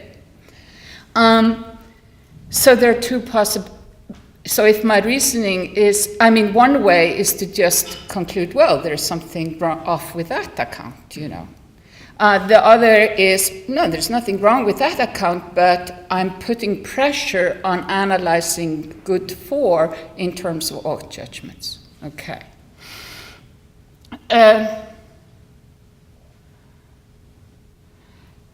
So I want to say a few things on this issue. Does the problem really lie with his account of ordinary orgs rather than with his Darwinian analysis of good for A? Allan's hypothesis about ordinary org judgments is that they are judgments of what to do, of what is the thing to do. This was just a quote, actually. And by, quote, stipulation, to think something the thing to do is to plan to do it. So, that's end of quote. So his hypothesis is that to make an ordinary org judgment amounts to planning or deciding to act in a certain way. Of course, in some cases, this is not planning to do something here and now, but planning for a contingency. So it's contingency planning, planning to do certain things if one finds oneself in such and such circumstances. Now, nevertheless, I find it a surprising hypothesis that ordinary ought judgments are just planning states. Consider an all things considered ought judgment about what to do here and now that concludes a deliberation. Okay. I would have thought that reaching such a judgment falls just short of a decision to do the thing in question, or settling on doing that thing, or forming a Brahmanian intention to do that thing. So if I've been deliberating and I've come to conclusion that on basis of various considerations, some of them evaluative, others deontic, and some maybe just prudential issues, and I say, well, all things considered, I ought to do that, and then lightning strikes and I die. Did I ever form the intention, the Brahmanian intention of doing it? My sense is that no, I was stopped in the act of forming it. Even so, I'm quite sympathetic to motivational internalism. For those of you who don't know, I'm on the book as an externalist about various evaluative and normative judgments. But I'm quite sympathetic to motivational internalism about this type of ought judgment. That's to say, an etiologically individuated type of ought judgment, and all things considered ought judgment that has been reached as a conclusion of deliberation. This is because of how the process of deliberation is essentially framed with an eye to reaching a decision about how to act, rather than because of the essential nature of the judgments that do or may figure into that deliberation. So it's, I take it that in deliberation, there are certain states of mind that frame the deliberative problem, so to speak, for you. And if you are, for example, a moralist, you're unlikely to frame it in such a way that you will be paying a lot of attention to moral considerations, okay? You will be drawing into the deliberation things that animate you motivationally and emotionally, as well as, answered to some sort of requirements that are more of the nature of the intellect, or however to think about that, seem relevant to the issue, etc., etc. So I think that so I'm actually quite sympathetic to motivational internalism about this very peculiarly typed class of ought judgments. If you look at the literature on internalism, all the examples seem to focus really on that kind of judgment. And then people generalize, and I'm skeptical of the generalization.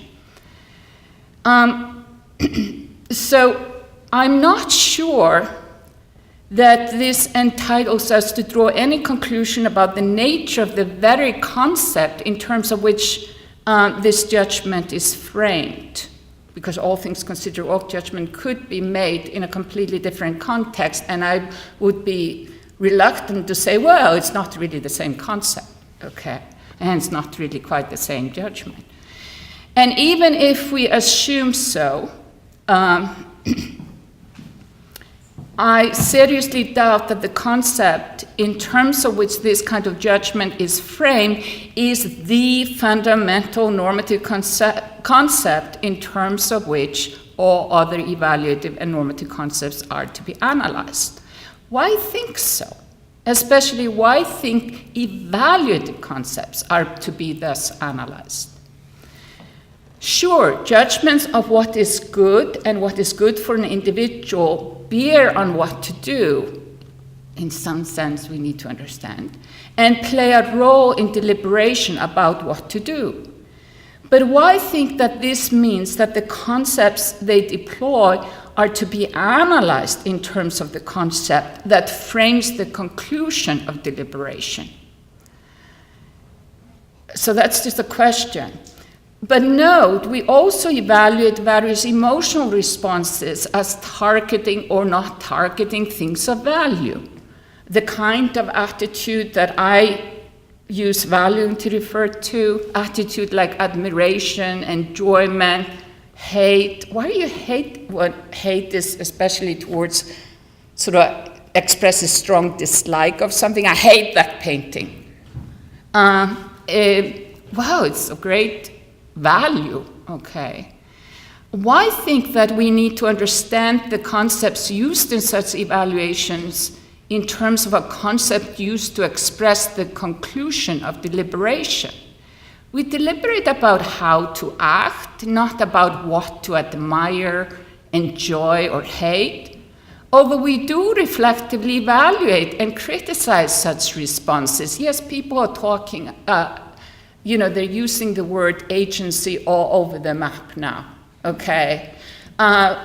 We deliberate about how to feel. Come on, that's a way of speaking, but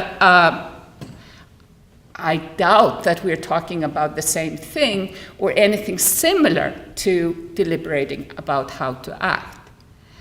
It ain't all about agency.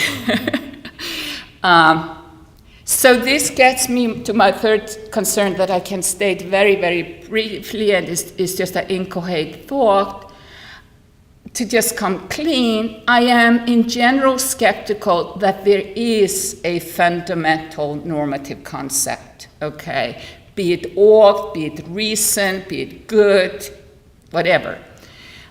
In terms of which all other normative concepts are to be analyzed, at least if by analysis we're thinking about sort of decomposing a complex entity into its part or something like that. Maybe there's an understanding of analysis that would give me understanding of what people are doing that I don't have a problem with.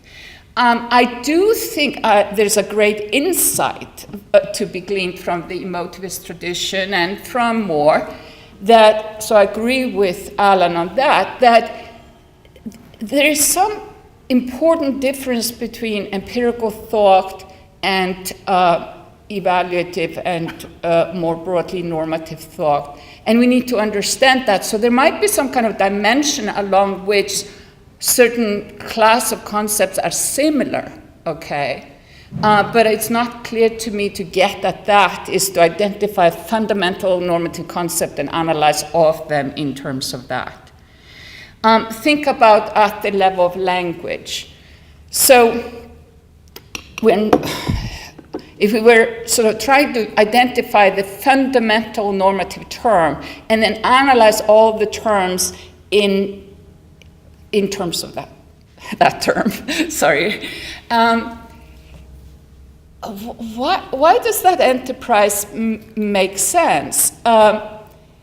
Think about it. What you would really be showing is that we could have a language with the same expressive power if we chopped off almost all our normative terms and just left one left, But it would be a very cumbersome language to use. So it's convenient to introduce other evaluative and normative terms, basically as abbreviations of very long, complex sentences that just use the basic normative term. That just seems very implausible hypothesis to me about language, that language would have developed to have this. I mean, of course, to some extent, it has sort of it duplicates its expressive power, but to think that it's on such a grand scale, I just find a strange hypothesis to be proceeding on. Okay, thanks so much for a very stimulating talk.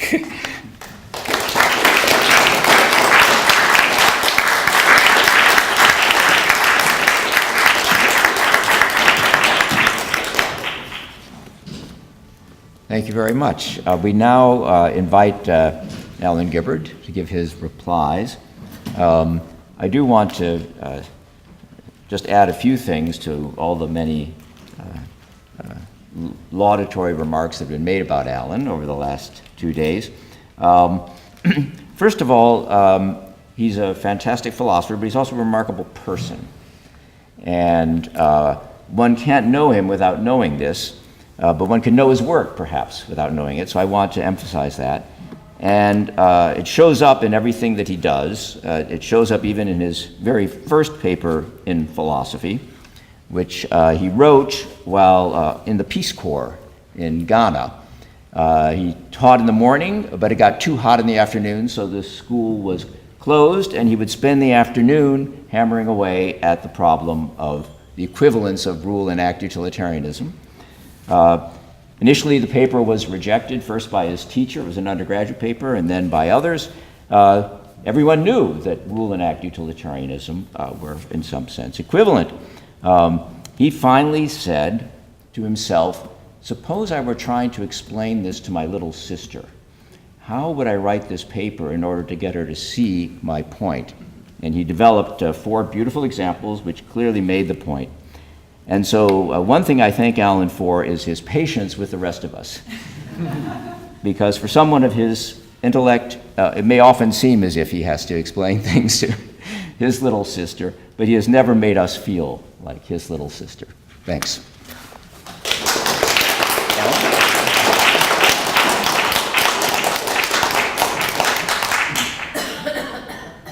My little sister was 12, but she was a very smart 12-year-old. She didn't remain a very smart 12-year-old, but she remained very smart and perceptive. Well, this having this commentary directed at me is very awe-inspiring, and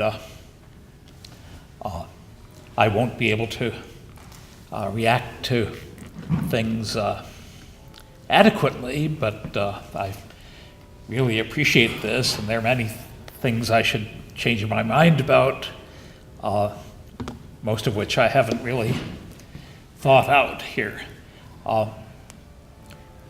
Whether things should be based on concern for people or on dignity and respect, I think is probably something I need to think further about with Steve's work and the work of many people.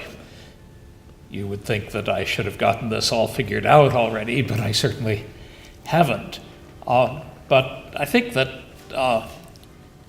dignity and respect-based view is going to have a lot in common with the utilitarian view. That respect, dignity is being worthy in some sense of respect, and respecting people means that they should have the means to realize their valuable aims. Means to realize aims trade off one person's means to achieve that person's valuable aims, trades off against another person's means to realize their valuable aims, and that leads to the kinds of things that welfare economists study. So maybe describing it as utilitarian, where we think about maybe it's means to realize valuable aims and not just means to promote the good of people in the sense that Steve elucidates. Maybe it's right that dignity and respect are somewhat separate from this, but I think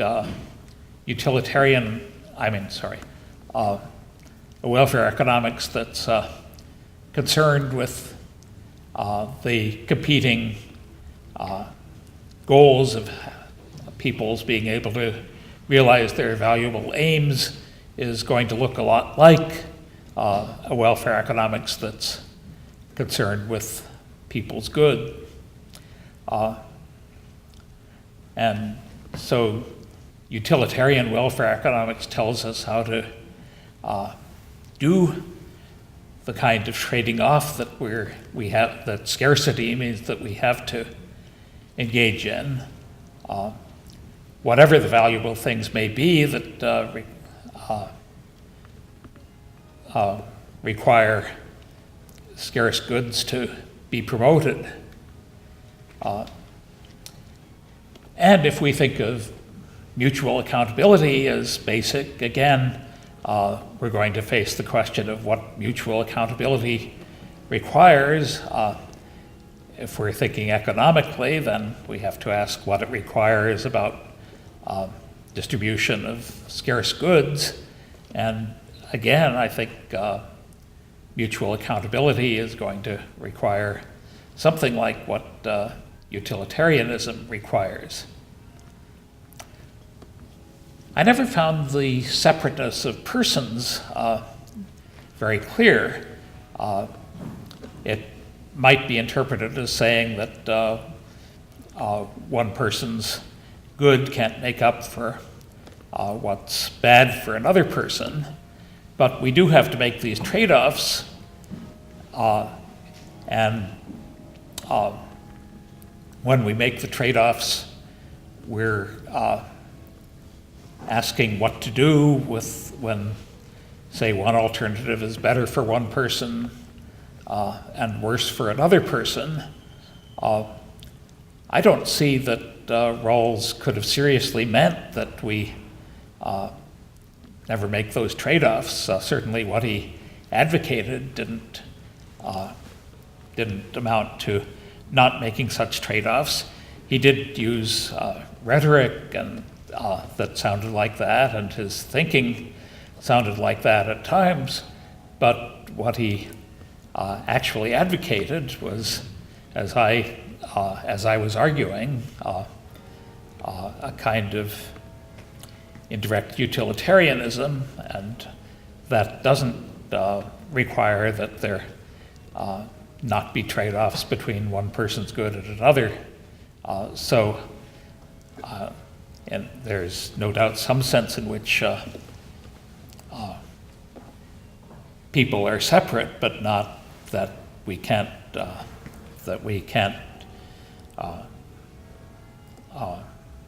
weigh one person's advantage against another person's advantage.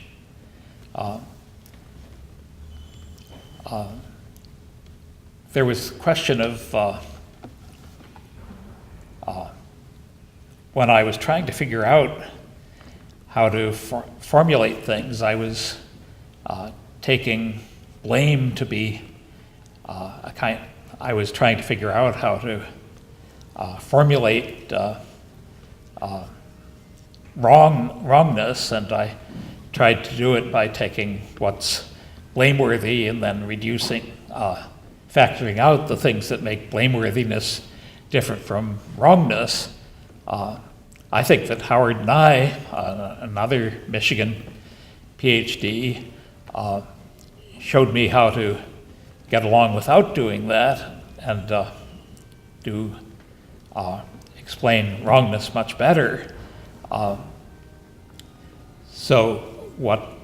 Howard doesn't actually believe what I believe on the basis of, as a result of his influence. But as I put the view, we explain the concept of wrong in terms of guilt-tinged aversion. So emotional attitudes still figure in it. So when I say that something is wrong, I mean that guilt-tinged aversion or decisive guilt-tinged aversion is warranted if one contemplates doing it. And that seems to me to get at a much better concept of wrong than I managed to work out in Wise Choices Have Feelings. As far as reactive attitudes go, I I was very drawn to what Strawson says, and still am.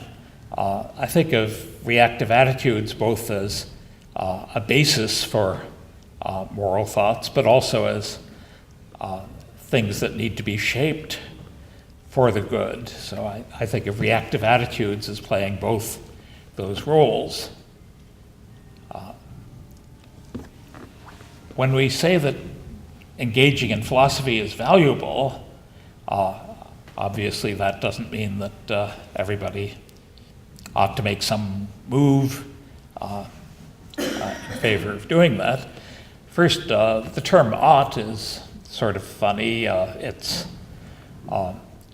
Hare said that instead of ought, we ought to be using the term must. But when it comes to attitudes, are there attitudes we must have, or there are attitudes that are appropriate? I don't think we make a very clear distinction between what we must feel toward something, what we're defective if we engage mentally in the thing that we're thinking about, but don't feel that the way that certainly in the case of genocide, say, we must feel abhorrence if we engage in our thoughts on it. But it's difficult to say what's compulsory for attitudes and what we how we've gone wrong if we don't have certain attitudes, and whether we should think that they're just things that favor certain attitudes. As far as internalism and externalism goes, that's something that I've had a lot of trouble with. I keep saying things that I have to take back. What I ended up saying, I think in meaning and normativity, is that it's a question of consistency. That if I think I must right now do something and I don't do it, I'm being inconsistent. Now, inconsistency isn't an impossible state of mind. It may be a difficult state of mind to characterize. They may not, in cases of being inconsistent, there may not be quite an exact question of what I believe. I've just been reading work of Doug Krem, which I haven't managed to finish it all, but my impression is that he's getting a long way on this sort of question. But it isn't that if I believe that I must do something, then I'm necessarily motivated to do it. But if I believe that I must do something and I don't do it, then my decisions are inconsistent with my belief that I must do it. So those are some quickly formed thoughts about what people have been saying. Broadly, it's just wonderful to be able to think about these commentaries, and they will give me a lot more to think about, and thank you very much.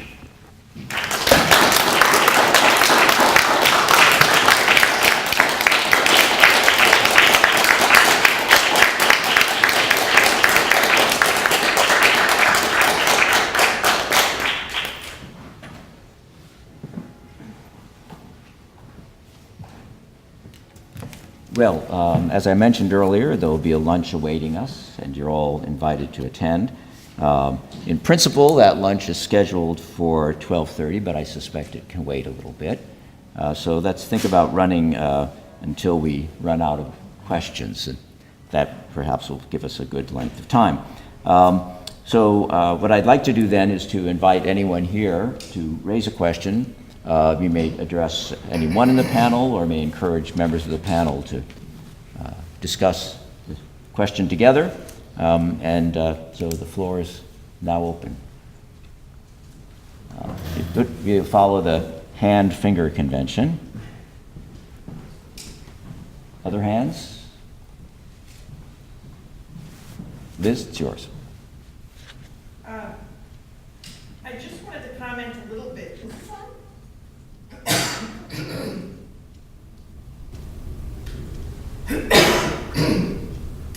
I just wanted to comment a little bit on the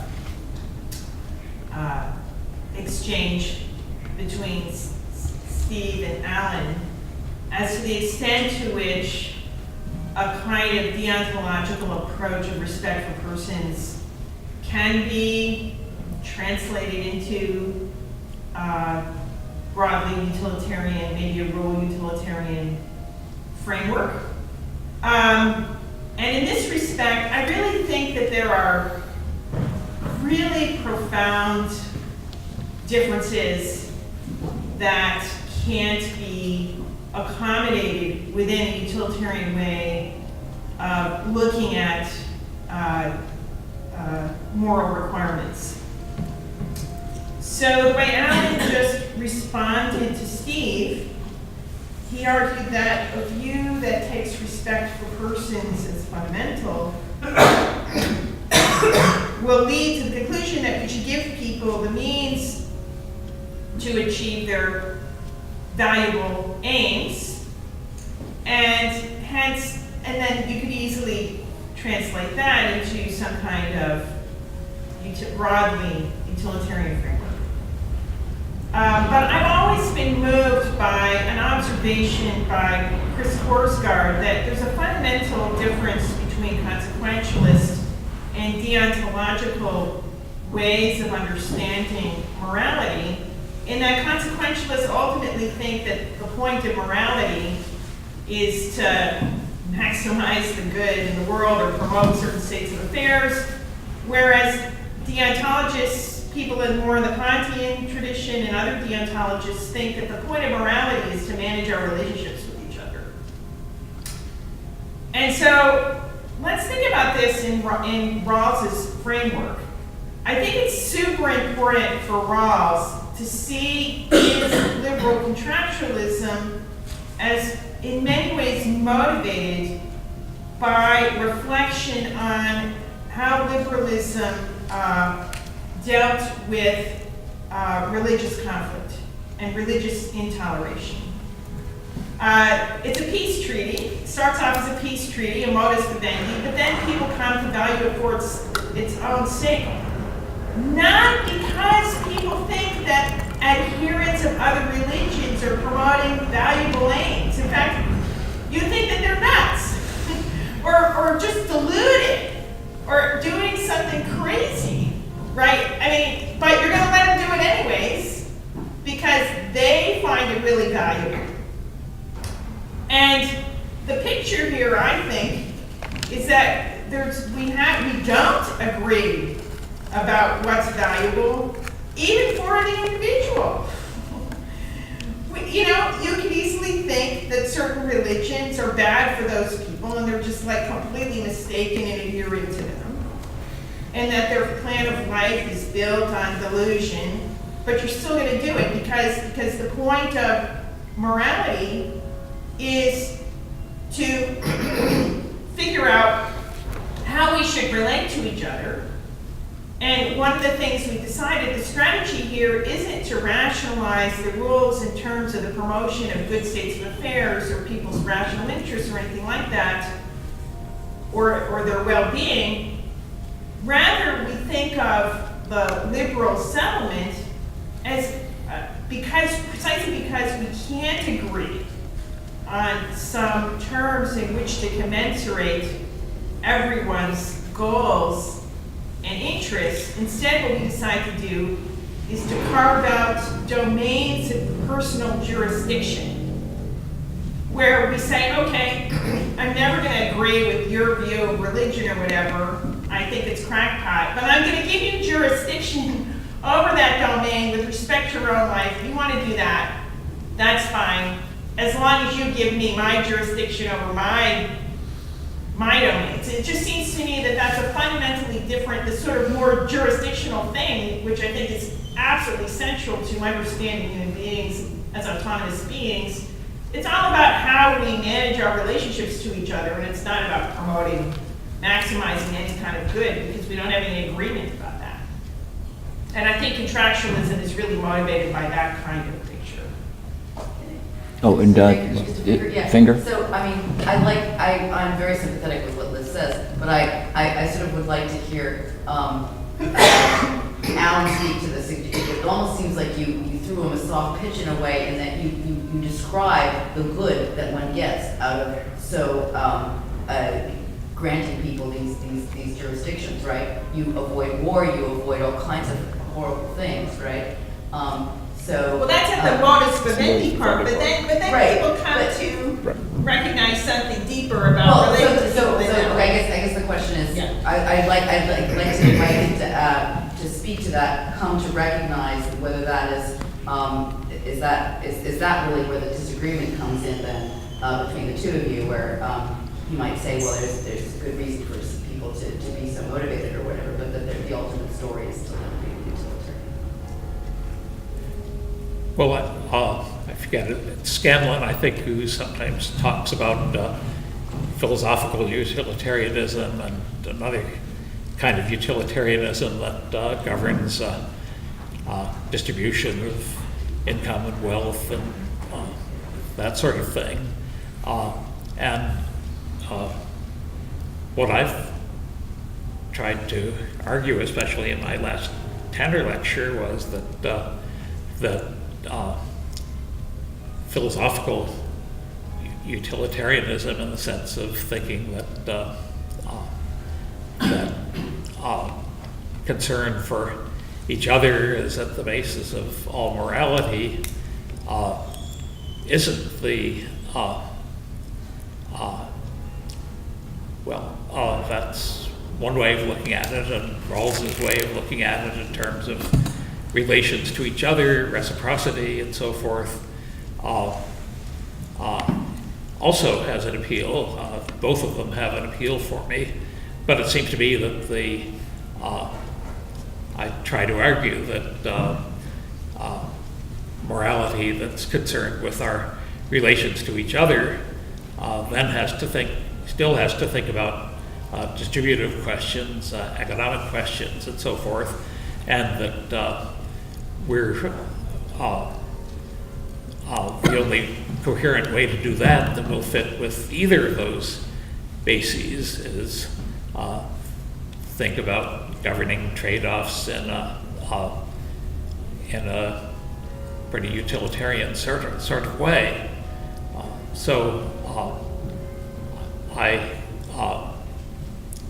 I guess my view is that moral concern pushes us in various directions, but a lot of them coincide, and the ones that Rawls stresses and that I have been quite moved by don't compete with utilitarianism as a way of thinking about economic distribution and the like, that they coincide in that regard, and Rawls's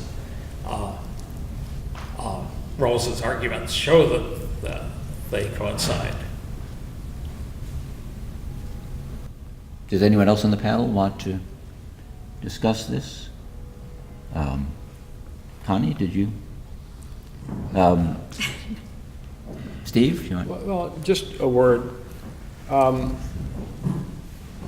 So let's agree that there will have to be principled thinking about trade-offs. And let's agree that in some ways the numbers will count. Okay. And now we can think about these in different ways. We can think about it in terms of the concept of which way of trading things off will have certain kinds of benefits, let's say. Or we might think about it in terms of, well, what kind of claims do people have? Now, of course, there's no magic here. We want to have a principled basis for those claims, so Parfit's idea that I mentioned in passing was that so you were saying, Allan, that you have, as I think probably most of us do, have some attraction to equality of wealth, let's say, or equality of opportunities, or the things that are needed for people to pursue their lives. Pretty much whatever they care about is something that has an independent attraction to you. It does to me. Okay, so we want to build that in to what kind of claims we think people have. Okay, now that would be, now at some point we'll have to engage in something like economic or utilitarian reasoning, where we'll have there'll be the theorist's preferences, our theoretical preferences, given the way we weight equality and so on, will come in. We'll have to trade this off against other things. And so at some level, we'll have to be trading off, and we'll have to be engaging in some kind of quasi-economic, utilitarian reasoning, of course. We'll have to have a theory of social choice or something like that. But I think an issue is what's driving our thinking about the kinds of trade-offs we should be making, and whether it's some notion of benefit that has to do either with people's good, or whether it's some other notion of benefit. For example, as in the way Rawls thinks about it, there's a notion of primary goods that's a theoretically constructed notion.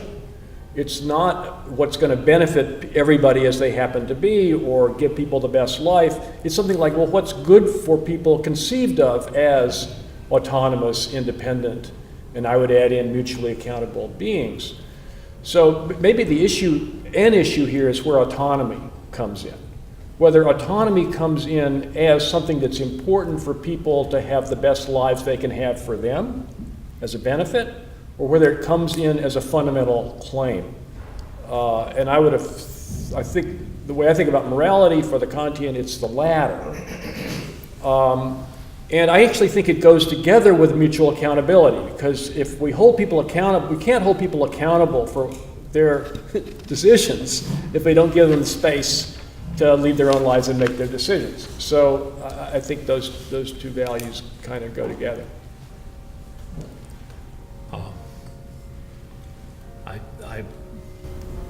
I suppose I should have something independent to say, but that sounds right to me.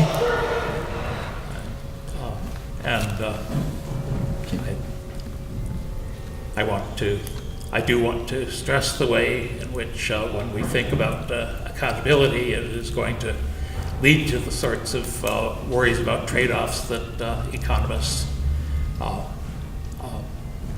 are engaged in thinking about, and that utilitarianism leads us to think about, and that and Rawls is basically talking about what's in accordance with what people want in his original position, and that's what Harshanyi's view of trade-offs in terms of gambles that it's rational to want leads to. So I see a lot of convergence here. Yes, Sigrun, did you want to add something? Yeah, I had a question that is sort of a follow-up on Liz's question and this discussion. So I'm thinking about the end of your lecture, when you get to the question of whether to take into consideration, I take it in the utilitarian calculation, people's thoughts about what is significant. So basically their normative stance. And I thought that you came down on that issue by saying, you introduced the metaphor of significance is what is proclaimed on banners, and then you say that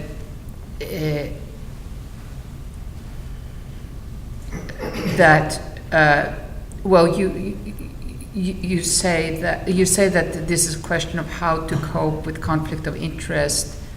Let me just try to rephrase that. I took it that you came down on this by saying, no, what we should be maximizing is not what is proclaimed on banners, but rather what, by our best light, is of significance in people's lives.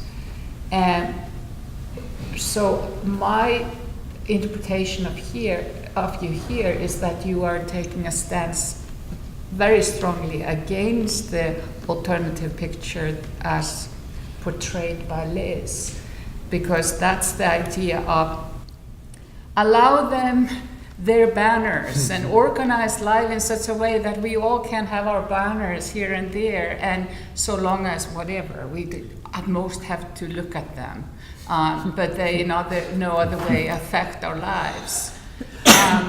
Whereas I think you were coming, you say, well, when it comes to figuring out what morally to do, we can't completely ignore their banners because they affect sort of in some ways what works in their lives and what doesn't work in their life. But you have to proceed on your own conviction about what is of significance that they have in life. Of course, so that's, I sort of took you to take not a reconciliatory stand here, and I sort of like that, because I think if we're always trying to say we are all saying the same thing, we lose track of the very, very important issues that there is significant disagreement on. And I have some sympathy to the view that maybe we shouldn't be building our lives in such a way that people with really horrible banners get to display them vividly and to act on them. And in other moments, I think, no, that's the important thing. But that seems to be the issue, and I think we should preserve the issue rather than make it sort of go away because we are all basically saying the same thing. So, I was trying to tie what I was saying into our current dilemmas and Hume's and Locke's worries about people getting carried away by their banners, and I guess it's in a way it's a matter of social engineering, how to arrange things so that people aren't carried away by their banners. On the other hand, the idea that somehow we've got to bring it about that everybody has the right view of significance seems like a bad way to try to arrange things. So I get this isn't coming out very principled, but I want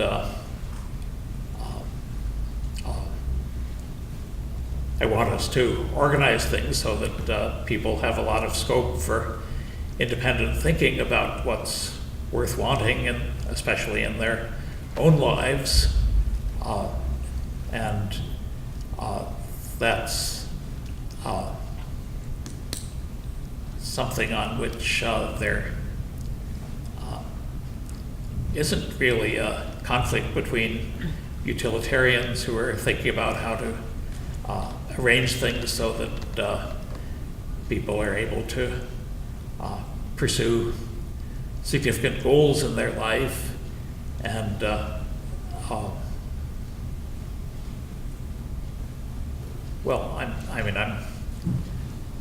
I'm certainly drawn to what Liz is saying, but we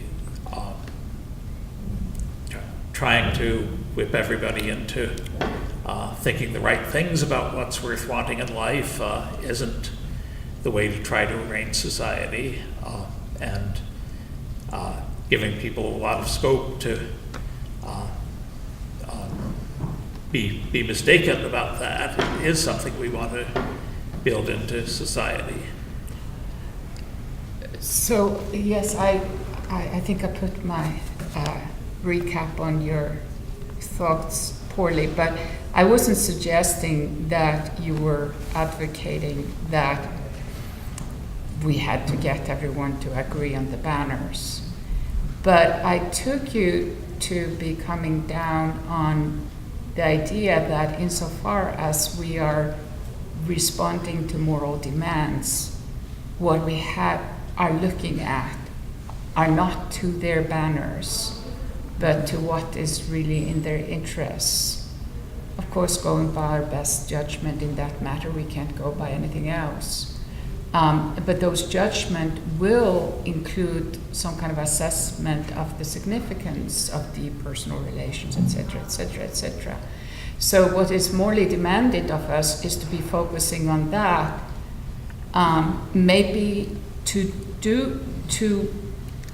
insofar as we are focused on that, we will end up not putting up some kind of restrictions on what kind of banners they can set up.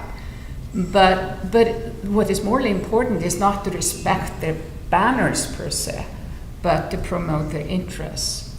Whereas I took the alternative view to be that it's somehow morality demands, sort of at a very fundamental level, that we create circumstances in which, people can fly and walk under their banners, so long as they are not harming us or something like that, maybe, or disrespecting us, right. Or disrespecting our banners or our ability to walk under them.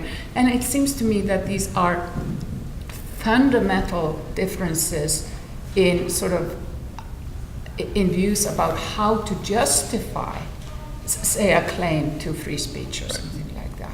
But the result might be the same. But you might be able to build a justification of free speech, like Mill tried, on the basis of sort of taking into account people's interest. I think of Mill as an indirect utilitarian. I guess not everyone agrees, but so that's.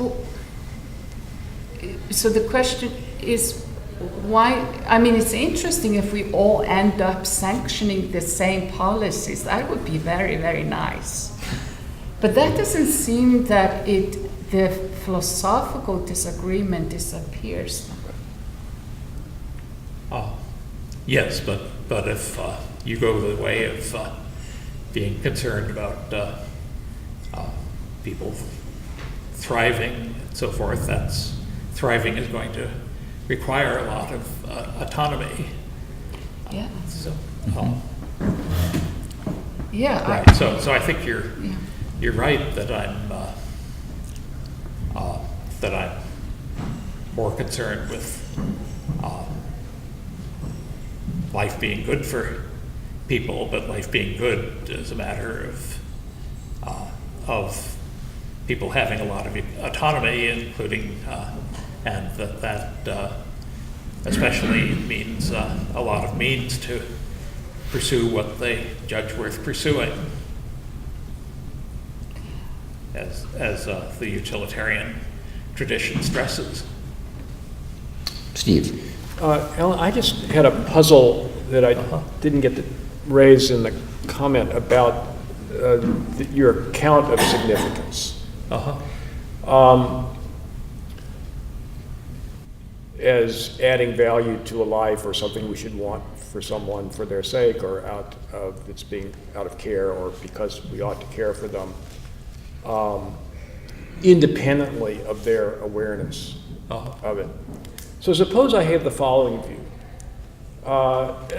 This is a view I'm actually deeply attracted to. I think Parfit says something like this in an appendix to Reasons and Persons.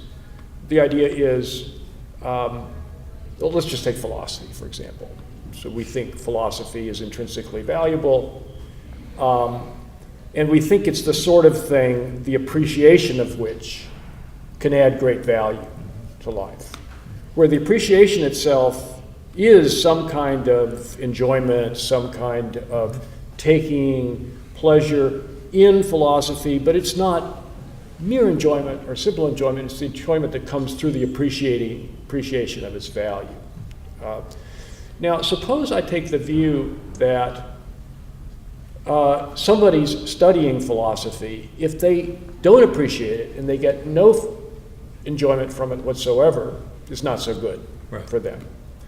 And I take the view, so there they have philosophy in their life, but it adds little, if anything, to their life. In fact, it may be awful. But I also think that enjoyment in the appreciation of philosophy adds a lot of value to a life that goes well beyond other enjoyments that are of things that actually have little intrinsic value. Okay. Now, it looks like some notion of significance is entering very strongly into my view. But I don't think that the thing adds value to the life independently of their awareness of it, or even of their enjoyment of it. So I was wondering if the way you were formulating that was just right.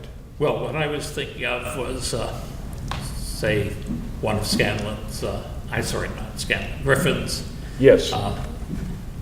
4 items on the objective list that go beyond enjoyment was deep personal relations. I see, okay. But in the case of personal relations, those things, absolutely. having a very convincing false friend is experientially the same thing, but doesn't seem something to greatly value. I would think that your example comes out right, and the other example fits what I was saying. Yeah, right. But if you wanted a general conception of significance, you might lose this kind of case. Because you might think that, I mean, you could build it into the Gibbard. You could build it into Griffin. You could just say the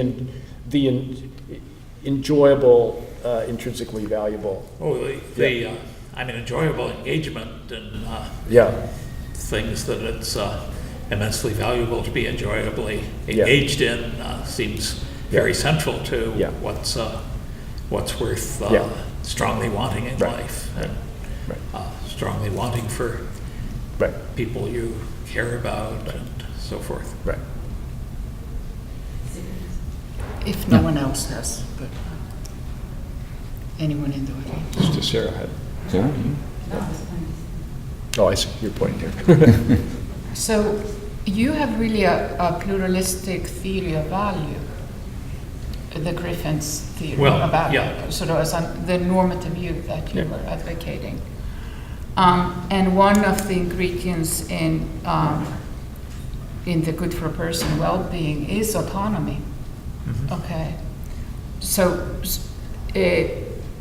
and of course, it's clear that certainly one can promote and maximize the kind of material and social conditions under which people can enjoy autonomy. Mm-hmm. But some people have thought that sort of maximizing autonomy is just,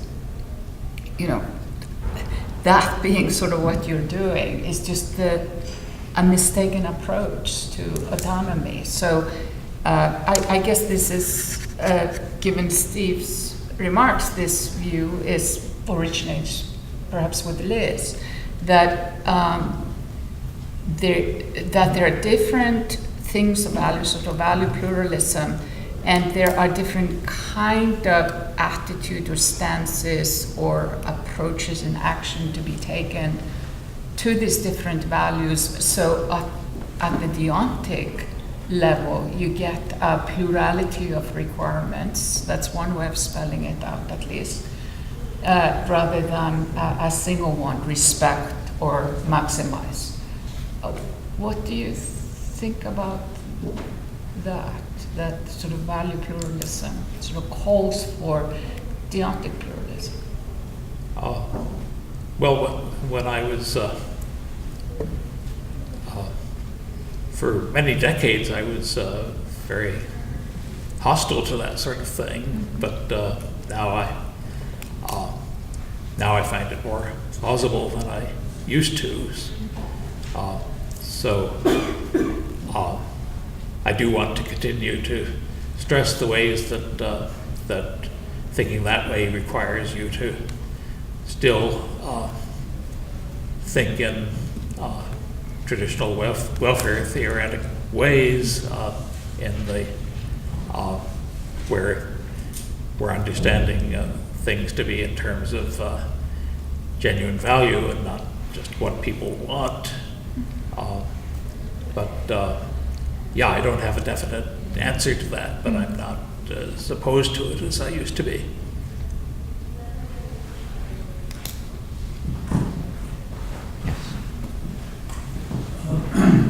This is off topic, is that okay? At this point, yes. My only training in philosophy comes from having worked at the department here at Michigan back in 1986 and 87. And my comment just is that speaking about interpersonal relations and respect for persons and stuff like that, these 5 folks at the front of the room were all in the department at that time, either as students or professors. And during the time that I was just a clerk in the department, they always treated me with absolute respect and never once condescended toward me. Believe me, I am quite sensitive to condescension, so I know that. So it was just great, and the good memories that I had have, lived with me vibrantly ever since. I guess it's been 30 years now. Well, thank you. Thank you. Thank Very you. gratifying to hear. Yeah.